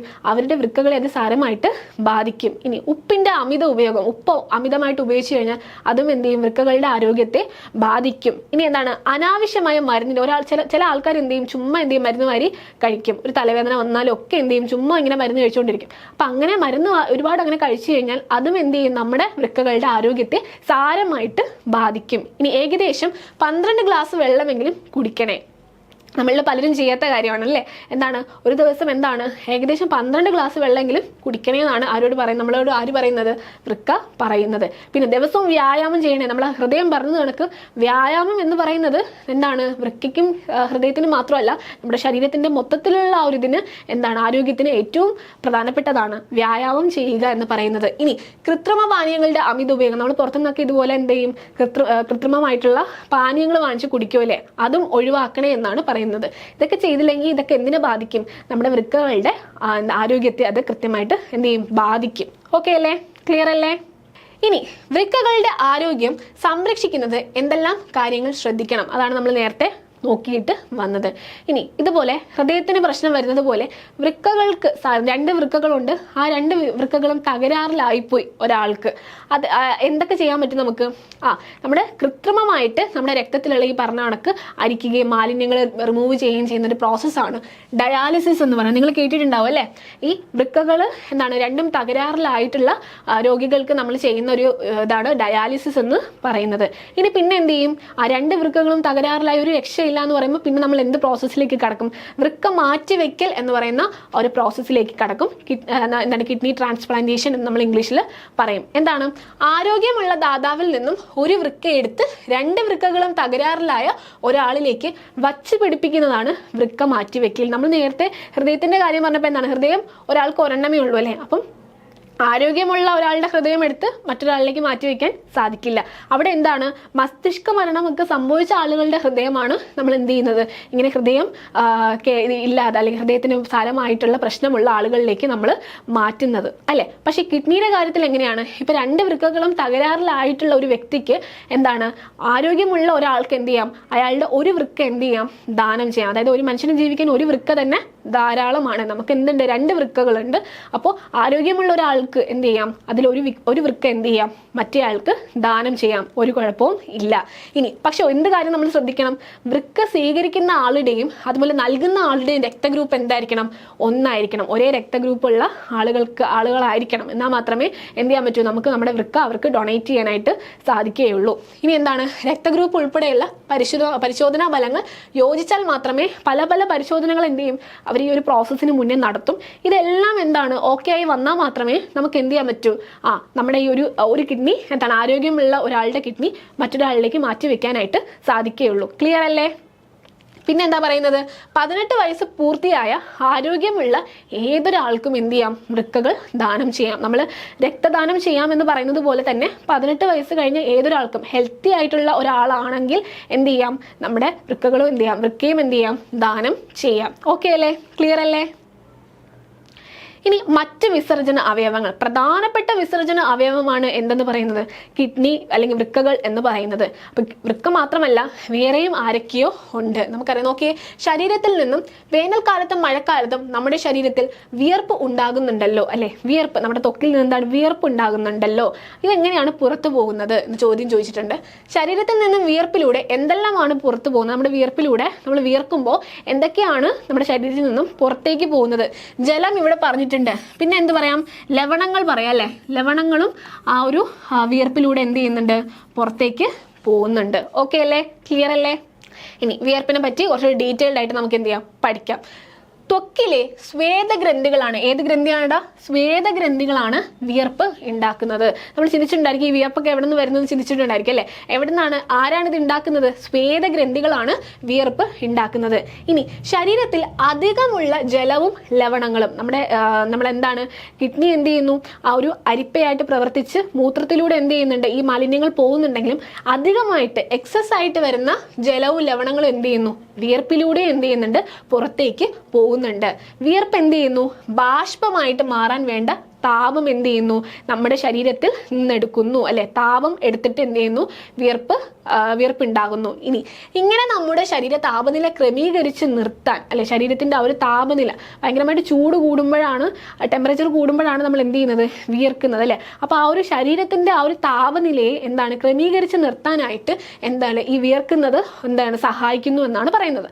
ഇനി ശരീരത്തെ പൊതിഞ്ഞു സൂക്ഷിക്കുക, നമ്മുടെ ഈ ത്വക്കിന് വിയർപ്പിന്റെ ആ ഒരു ഇത് മാത്രമാണോ ഉള്ളത്? അല്ല, നമ്മുടെ ആ ഒരു ബോഡീനെ എന്ത് ചെയ്യുന്നു, പൊതിഞ്ഞ് സൂക്ഷിക്കുക എന്നൊരു ധർമ്മം കൂടി ആർക്കുണ്ട്, നമ്മുടെ ത്വക്കിനുണ്ട് അല്ലേ. ഇനി അത് മാത്രമാണോ, ഇങ്ങനെ നമ്മൾ തൊടുമ്പോൾ നമുക്ക് ആ ഒരു ടച്ച് അല്ലേ, നമ്മുടെ ശരീരത്തിൽ എവിടെ തൊട്ടാലും ആ ഒരു ടച്ച് അറിയാൻ പറ്റുന്നതും അതും എന്ത് തന്നെയാണ്, ത്വക്കിന്റെ ധർമ്മമാണ് അല്ലേ. സ്പർശം അറിയുക എന്നുള്ളതും പിന്നെ എന്താണ്, ആ ഒരു ശരീരത്തെ പൊതിഞ്ഞ് സൂക്ഷിക്കുക എന്നുള്ളതും എന്താണ്, ത്വക്കിന്റെ ധർമ്മങ്ങൾ ആണ്. ഓക്കെ അല്ലേ, ക്ലിയർ അല്ലേ?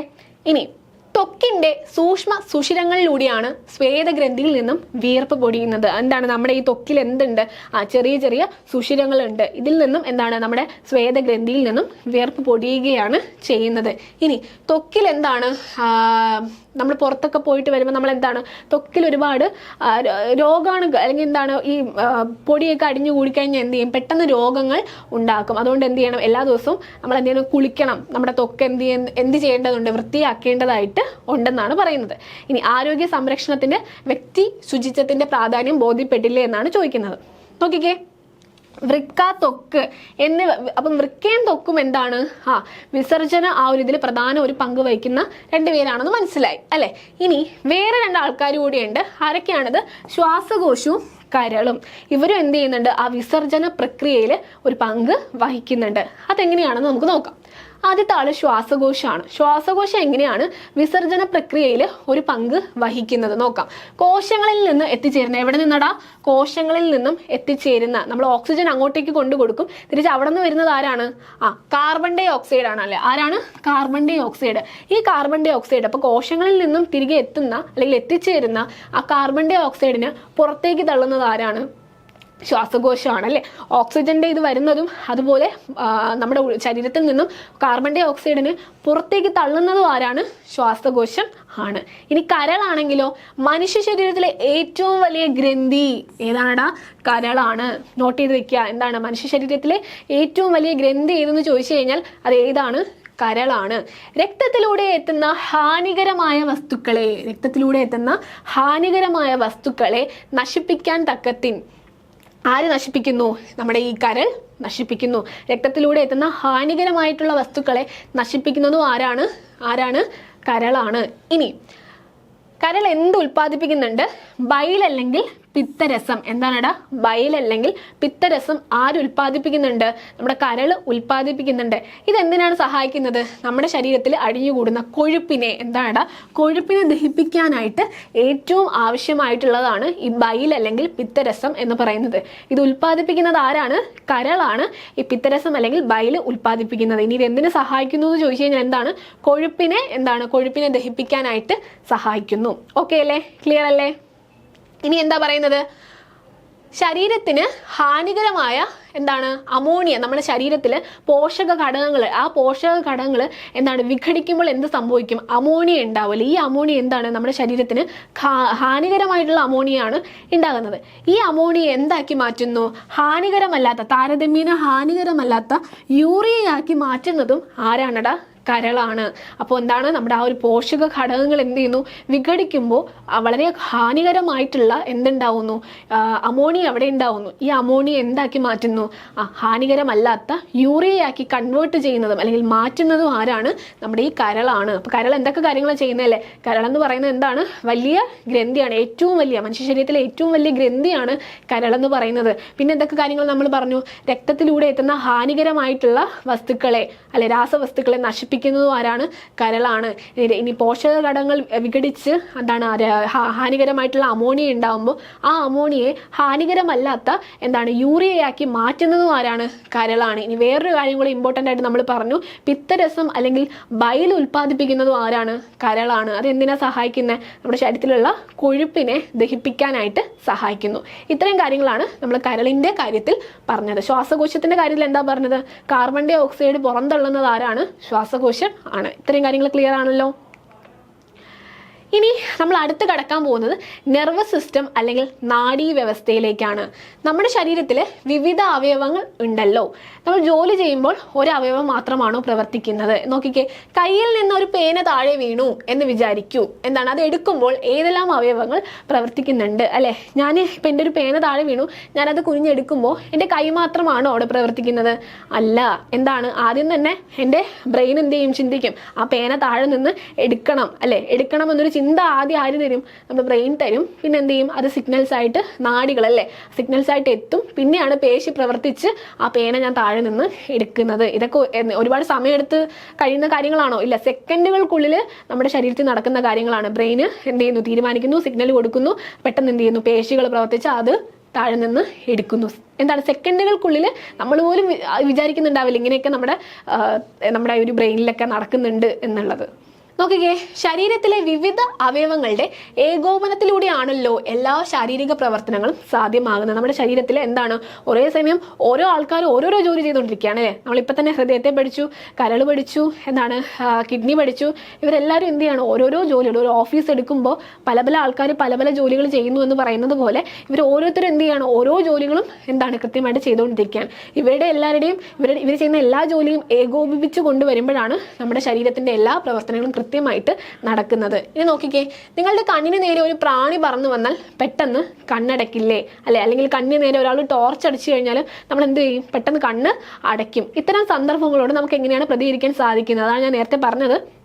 ഇതൊക്കെ എന്താണ്? ഇതൊക്കെ സെക്കൻഡുകൾക്കുള്ളിൽ നമ്മുടെ ശരീരത്തിൽ നടക്കുന്നതാണ്. ഈ ബ്രെയിനിൽ നിന്ന് സിഗ്നൽസ് പോയി എന്താണ് നാഡികളിലൂടെ പിന്നീട് അത് പേശികളിലൂടെ അങ്ങനെ സെക്കൻഡുകൾക്കുള്ളിൽ നമ്മുടെ ശരീരത്തിൽ നടക്കുന്ന കാര്യങ്ങളാണ്. ഇനി അടുത്ത് നോക്കിക്കേ, നാഡീ വ്യവസ്ഥ. ഇതിലിപ്പം നമ്മൾ പറഞ്ഞ ഈ ഒരു കാര്യങ്ങൾക്ക് കാരണം ആരാണ്? നാഡീ വ്യവസ്ഥയാണ്. നോക്കിക്കേ, സാഹചര്യങ്ങൾക്കനുസരിച്ച് പ്രതികരിക്കാൻ നമ്മെ സഹായിക്കുന്നത് നാഡീ വ്യവസ്ഥയാണ്. നമുക്ക് ഓരോ സാഹചര്യത്തിനനുസരിച്ചും പ്രവർത്തിക്കാനായിട്ട് നമ്മളെ സഹായിക്കുന്നത് ആരാണ്? നാഡീ വ്യവസ്ഥകളാണ്. ആരാണ്? നാഡീ വ്യവസ്ഥകളാണ്. ഇനി ആരൊക്കെയാണ് ഈ നാഡീ വ്യവസ്ഥയിൽ വരുന്ന ആൾക്കാർ? നമ്മൾ നേരത്തെ രക്തപരീണ വ്യവസ്ഥ പഠിച്ചപ്പോൾ അവിടെ രക്തം, രക്തക്കുഴലുകൾ, ഹൃദയം എന്നൊക്കെ പറഞ്ഞതുപോലെ ഈ നാഡീ വ്യവസ്ഥയിൽ ആരൊക്കെയാണ് വരുന്നത് നമുക്ക് നോക്കാം. ആരൊക്കെയാണടാ? തലച്ചോറ്, നമ്മുടെ ബ്രെയിൻ അല്ലേ, തലച്ചോറ് വരുന്നുണ്ട്. പിന്നെ സുഷുമ്ന വരുന്നുണ്ട്. അതുപോലെ നാഡികൾ. ഇതെല്ലാം ഇവർ മൂന്നുപേരും ചേരുമ്പോഴാണ് എന്തുണ്ടാവുന്നത്? നാഡീ വ്യവസ്ഥ ഉണ്ടാവുന്നത്. നോക്കിക്കേ, ശരീരത്തിലെ ഏറ്റവും പ്രധാനപ്പെട്ട അവയവമാണ് മസ്തിഷ്കം. എന്താണ്? മസ്തിഷ്കമാണ് നമ്മുടെ ശരീരത്തിലെ ഏറ്റവും പ്രധാനപ്പെട്ട അവയവമാണല്ലേ. തലയില്ലെങ്കിൽ ഒന്നും ഇല്ല എന്ന് പറയുന്ന കണക്കാണ് അല്ലെ? മസ്തിഷ്കം തലയോട്ടിക്കുള്ളിൽ സംരക്ഷിക്കപ്പെട്ടിരിക്കുന്നു. നമ്മുടെ ഈ ഒരു മസ്തിഷ്കത്തെ ആരാണ് സംരക്ഷിച്ച് വെക്കുന്നത്? തലയോട്ടിയാണല്ലേ. തലയോട്ടിക്കുള്ളിലാണ് നമ്മുടെ മസ്തിഷ്കം ഇരിക്കുന്നത്. ഇനി തലയോട്ടിക്കുള്ളിൽ സംരക്ഷിക്കപ്പെട്ടിരിക്കുന്നു.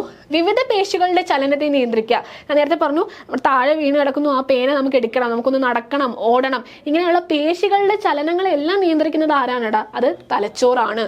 എന്താണ്? പേശികളുടെ ചലനങ്ങളെ നിയന്ത്രിക്കുക.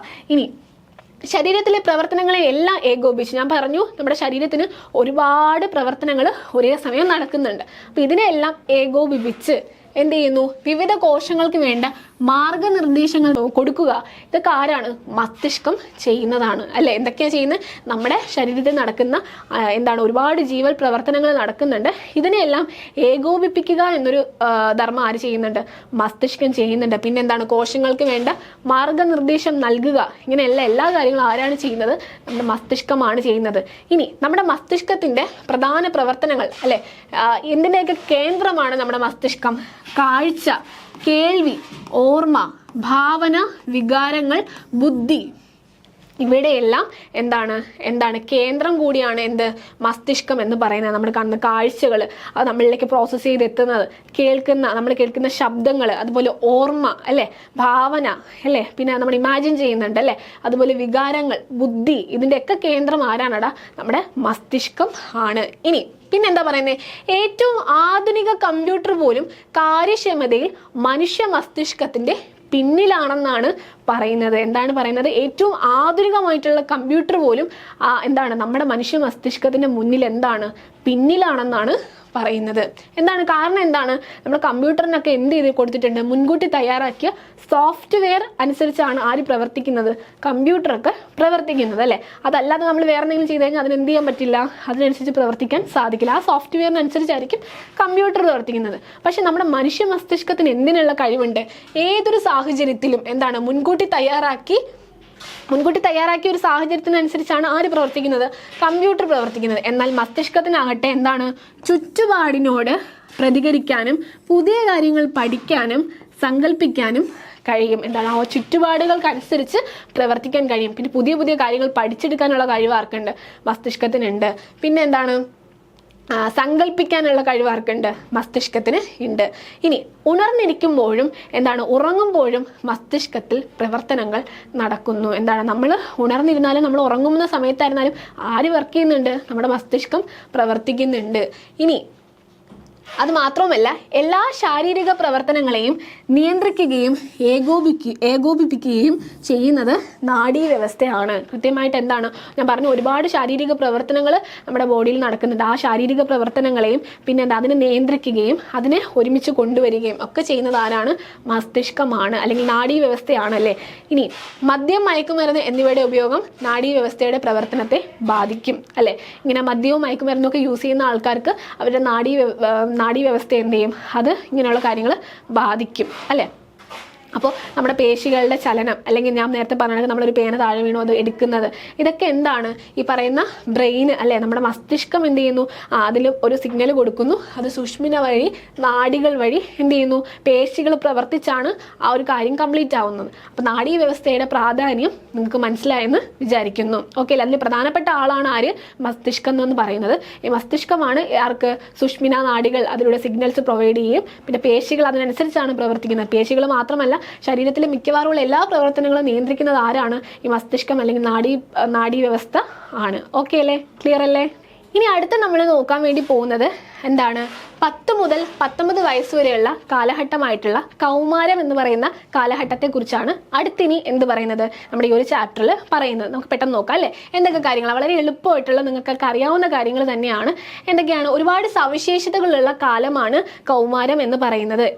സ്വാഭാവികമായിട്ട് ഒരു ജൈവ പ്രക്രിയ എന്ന നിലയിൽ ഒട്ടേറെ ശാരീരിക മാറ്റങ്ങൾ കൗമാരകാലത്ത് സംഭവിക്കുന്നു. അത് ആൺകുട്ടികളിലും പെൺകുട്ടികളിലും ഒരുപോലെ സംഭവിക്കുന്ന ഒരു പ്രായമാണ് കൗമാരകാലം എന്ന് പറയുന്നത്. എന്തൊക്കെയാണ്? തലച്ചോറിന്റെ വികാസം ഉണ്ട് അല്ലെ. തലച്ചോറിന്റെ വികാസം, പിന്നെ ഉയരത്തിലും തൂക്കത്തിലും പെട്ടെന്നുണ്ടാകുന്ന വർധനവ്, പിന്നെ ഗ്രന്ഥികളുടെ വർദ്ധിച്ച പ്രവർത്തനക്ഷമത, ഇതൊക്കെ ആ ഒരു കൗമാരകാലത്ത് ഉണ്ടാവുന്ന മാറ്റങ്ങളാണ്. ഇനി ഇവിടെ പെൺകുട്ടികളിലും ആൺകുട്ടികളിലും ഉണ്ടാവുന്ന കൗമാരകാലത്ത് ഉണ്ടാവുന്ന ആ ഒരു മാറ്റങ്ങൾ എന്തെയാണ്? ടേബിളായിട്ട് കൊടുത്തിരിക്കുകയാണ്. നമുക്ക് നോക്കാം. കൗമാരകാലത്ത് അവരിൽ വരുന്ന ശാരീരികമായിട്ടുള്ള മാറ്റങ്ങളാണ് ഇവിടെ കൊടുത്തിരിക്കുന്നത്. വളർച്ച ത്വരിതപ്പെടുന്നു. അത് രണ്ടുപേർക്കും അങ്ങനെ തന്നെയാണ്, വളർച്ച ത്വരിതപ്പെടുന്നു. പിന്നെന്താണ്? പ്രത്യുൽപാദന അവയവങ്ങളുടെ വളർച്ച വേഗത്തിലാകുന്നു. പ്രത്യുൽപാദന അവയവങ്ങളുടെ വളർച്ച വേഗത്തിലാവുന്നു. അത് രണ്ടുപേർക്കും. ഇവിടെ സ്തനം, പ്രത്യുൽപാദന അവയവങ്ങൾ, പിന്നെ സ്തനം എന്നിവയുടെ വളർച്ച എന്ത് ചെയ്യുന്നു? വേഗത്തിൽ ആകുന്നു. ഇനി ജനനേന്ദ്രിയ ഭാഗം, കക്ഷം, മാറിടം, മുഖം എന്നിവ ശരീരഭാഗങ്ങൾ രോമങ്ങൾ വളരുന്നു എന്നുള്ളതാണ് അടുത്തത്. ജനനേന്ദ്രിയ ഭാഗത്തും കക്ഷത്തിലും രോമങ്ങൾ വളരുന്നു. അവിടെ അത് തന്നെയാണ്. ഇനി ശബ്ദത്തിന് ഗാംഭീര്യം കൂടുന്നു. ഇനി ശബ്ദ സുകുമാര്യം കൂടുന്നു, അതാണ് പെൺകുട്ടികളിൽ സംഭവിക്കുന്നത്. പിന്നെ ഇവിടെ എന്താണ്, ബീജോത്പാദനം ആരംഭിക്കുന്നു അല്ലെ, ആൺകുട്ടികളിൽ സംഭവിക്കുന്നതാണ്. അപ്പുറത്താണെങ്കിലോ അണ്ടോത്സർജനം തുടങ്ങുന്നു, ആർത്തവം ആരംഭിക്കുന്നു. പെൺകുട്ടികളിൽ ഈ കൗമാരകാലത്ത് വരുന്ന ഒരു കാര്യമാണ് ആർത്തവം എന്ന് പറയുന്നത്. അതിനെപ്പറ്റിയാണ് പിന്നെ എന്ത് ചെയ്യുന്നത് പറയുന്നത് നോക്കാം അല്ലേ. എല്ലാ മാസവും പ്രത്യുൽപാദനത്തിലുള്ള പല ഒരുക്കങ്ങൾ എന്ത് ചെയ്യുന്നുണ്ട്, നമ്മുടെ സ്ത്രീകളുടെ ശരീരത്തിൽ നടക്കുന്നുണ്ട് അല്ലെ. ഗർഭാശയത്തിന്റെ ആന്തരപാളിയിൽ എന്തുണ്ട്, ധാരാളം രക്തലോമികകളും കലകളും എന്ത് ചെയ്യുന്നുണ്ട്, ആ സമയത്ത് രൂപപ്പെടുന്നു. ഇനി എന്നാൽ കൃത്യമായിട്ട് എന്താണ്, ഗർഭധാരണം നടക്കാതെ വരുമ്പോൾ എന്ത് സംഭവിക്കുന്നു, ഗർഭധാരണം നടക്കാതെ വന്നാൽ ഈ ഒരുക്കങ്ങൾ വെറുതെ ആവുന്നു അല്ലെ. നേരത്തെ പറഞ്ഞത് കണക്ക് എന്താണ്, ഒരുപാട് കലകളും രക്തലോമികകളും അവിടെ രൂപപ്പെടുന്നു എന്ന് പറഞ്ഞു. പക്ഷെ ഗർഭധാരണം നടക്കാതെ വരുമ്പോൾ എന്ത് സംഭവിക്കുന്നു, ഈ പുതുതായി രൂപപ്പെട്ട രക്തലോമികകൾ എന്ത് ചെയ്യുന്നു, പൊട്ടുന്നു. ഈ രക്തലോമികളും എന്താണ്, മറ്റ് കലകളും എന്ത് ചെയ്യുന്നു, ഗർഭാശയത്തിൽ നിന്നും അടർന്നു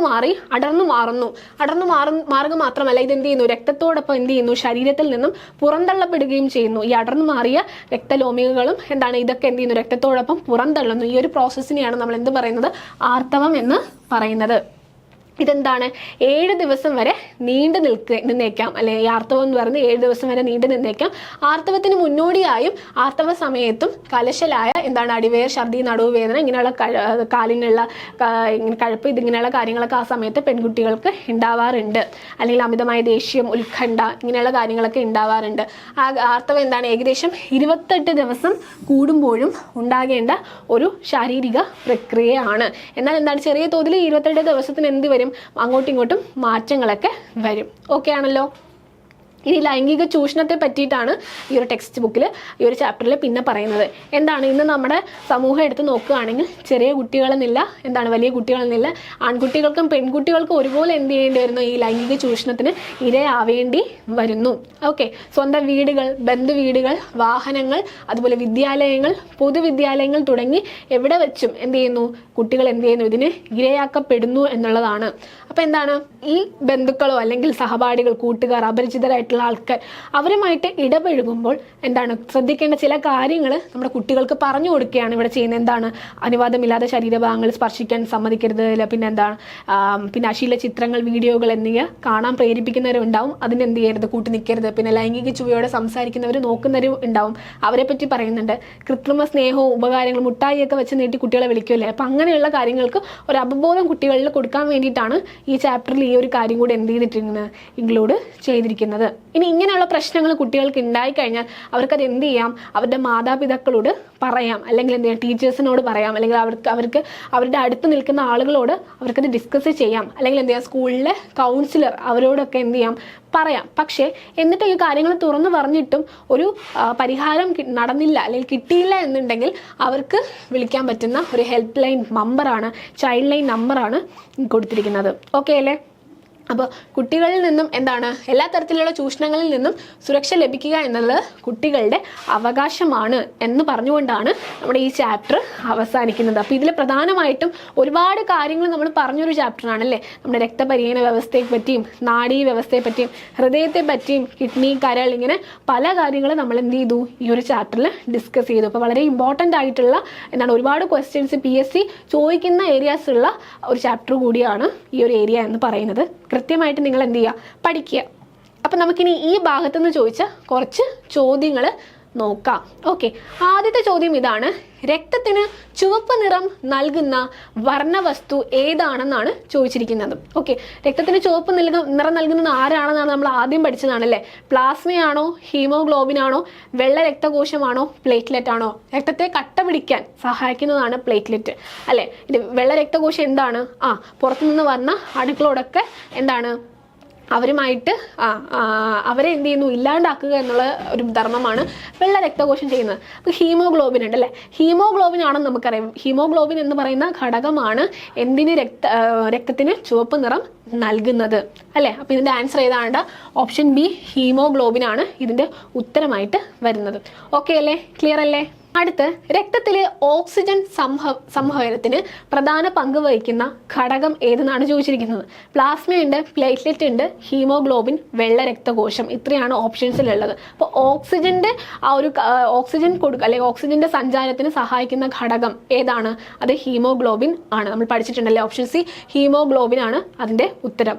അടുത്ത ചോദ്യം നോക്കിക്കേ, രക്തം കട്ട പിടിക്കാൻ സഹായിക്കുന്ന രക്തഘടകം ഏതാണെന്നാണ് ചോദിച്ചിരിക്കുന്നത്.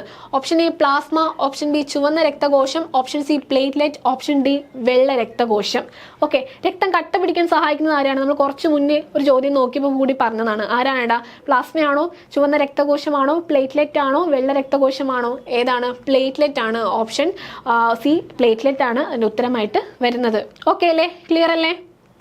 അടുത്ത് നോക്കിക്കേ, രോഗാണുക്കളെ നശിപ്പിക്കുകയും രോഗപ്രതിരോധത്തിന് സഹായിക്കുകയും ചെയ്യുന്ന രക്തകോശം ഏതാണെന്നാണ് ചോദിക്കുന്നത്. എന്താണ്? രോഗാണുക്കളെ, പുറത്തുനിന്ന് വരുന്ന രോഗാണുക്കളെ അവരോട് ഫൈറ്റ് ചെയ്ത് അതിനെ നശിപ്പിക്കുകയും സഹായിക്കുക, അതിന് നമ്മുടെ ഒരു ഇമ്മ്യൂണിറ്റി നമ്മുടെ ശരീരത്തിന് നൽകുകയും ചെയ്യുന്ന രക്തകോശം അതേതാണ്? പ്ലേറ്റ്ലെറ്റ് ആണോ, വെള്ള രക്തകോശമാണോ, ചുവന്ന രക്തകോശമാണോ, പ്ലാസ്മയാണോ? ഏതാണ്? അത് വെള്ള രക്തകോശം ആണ് അല്ലേ?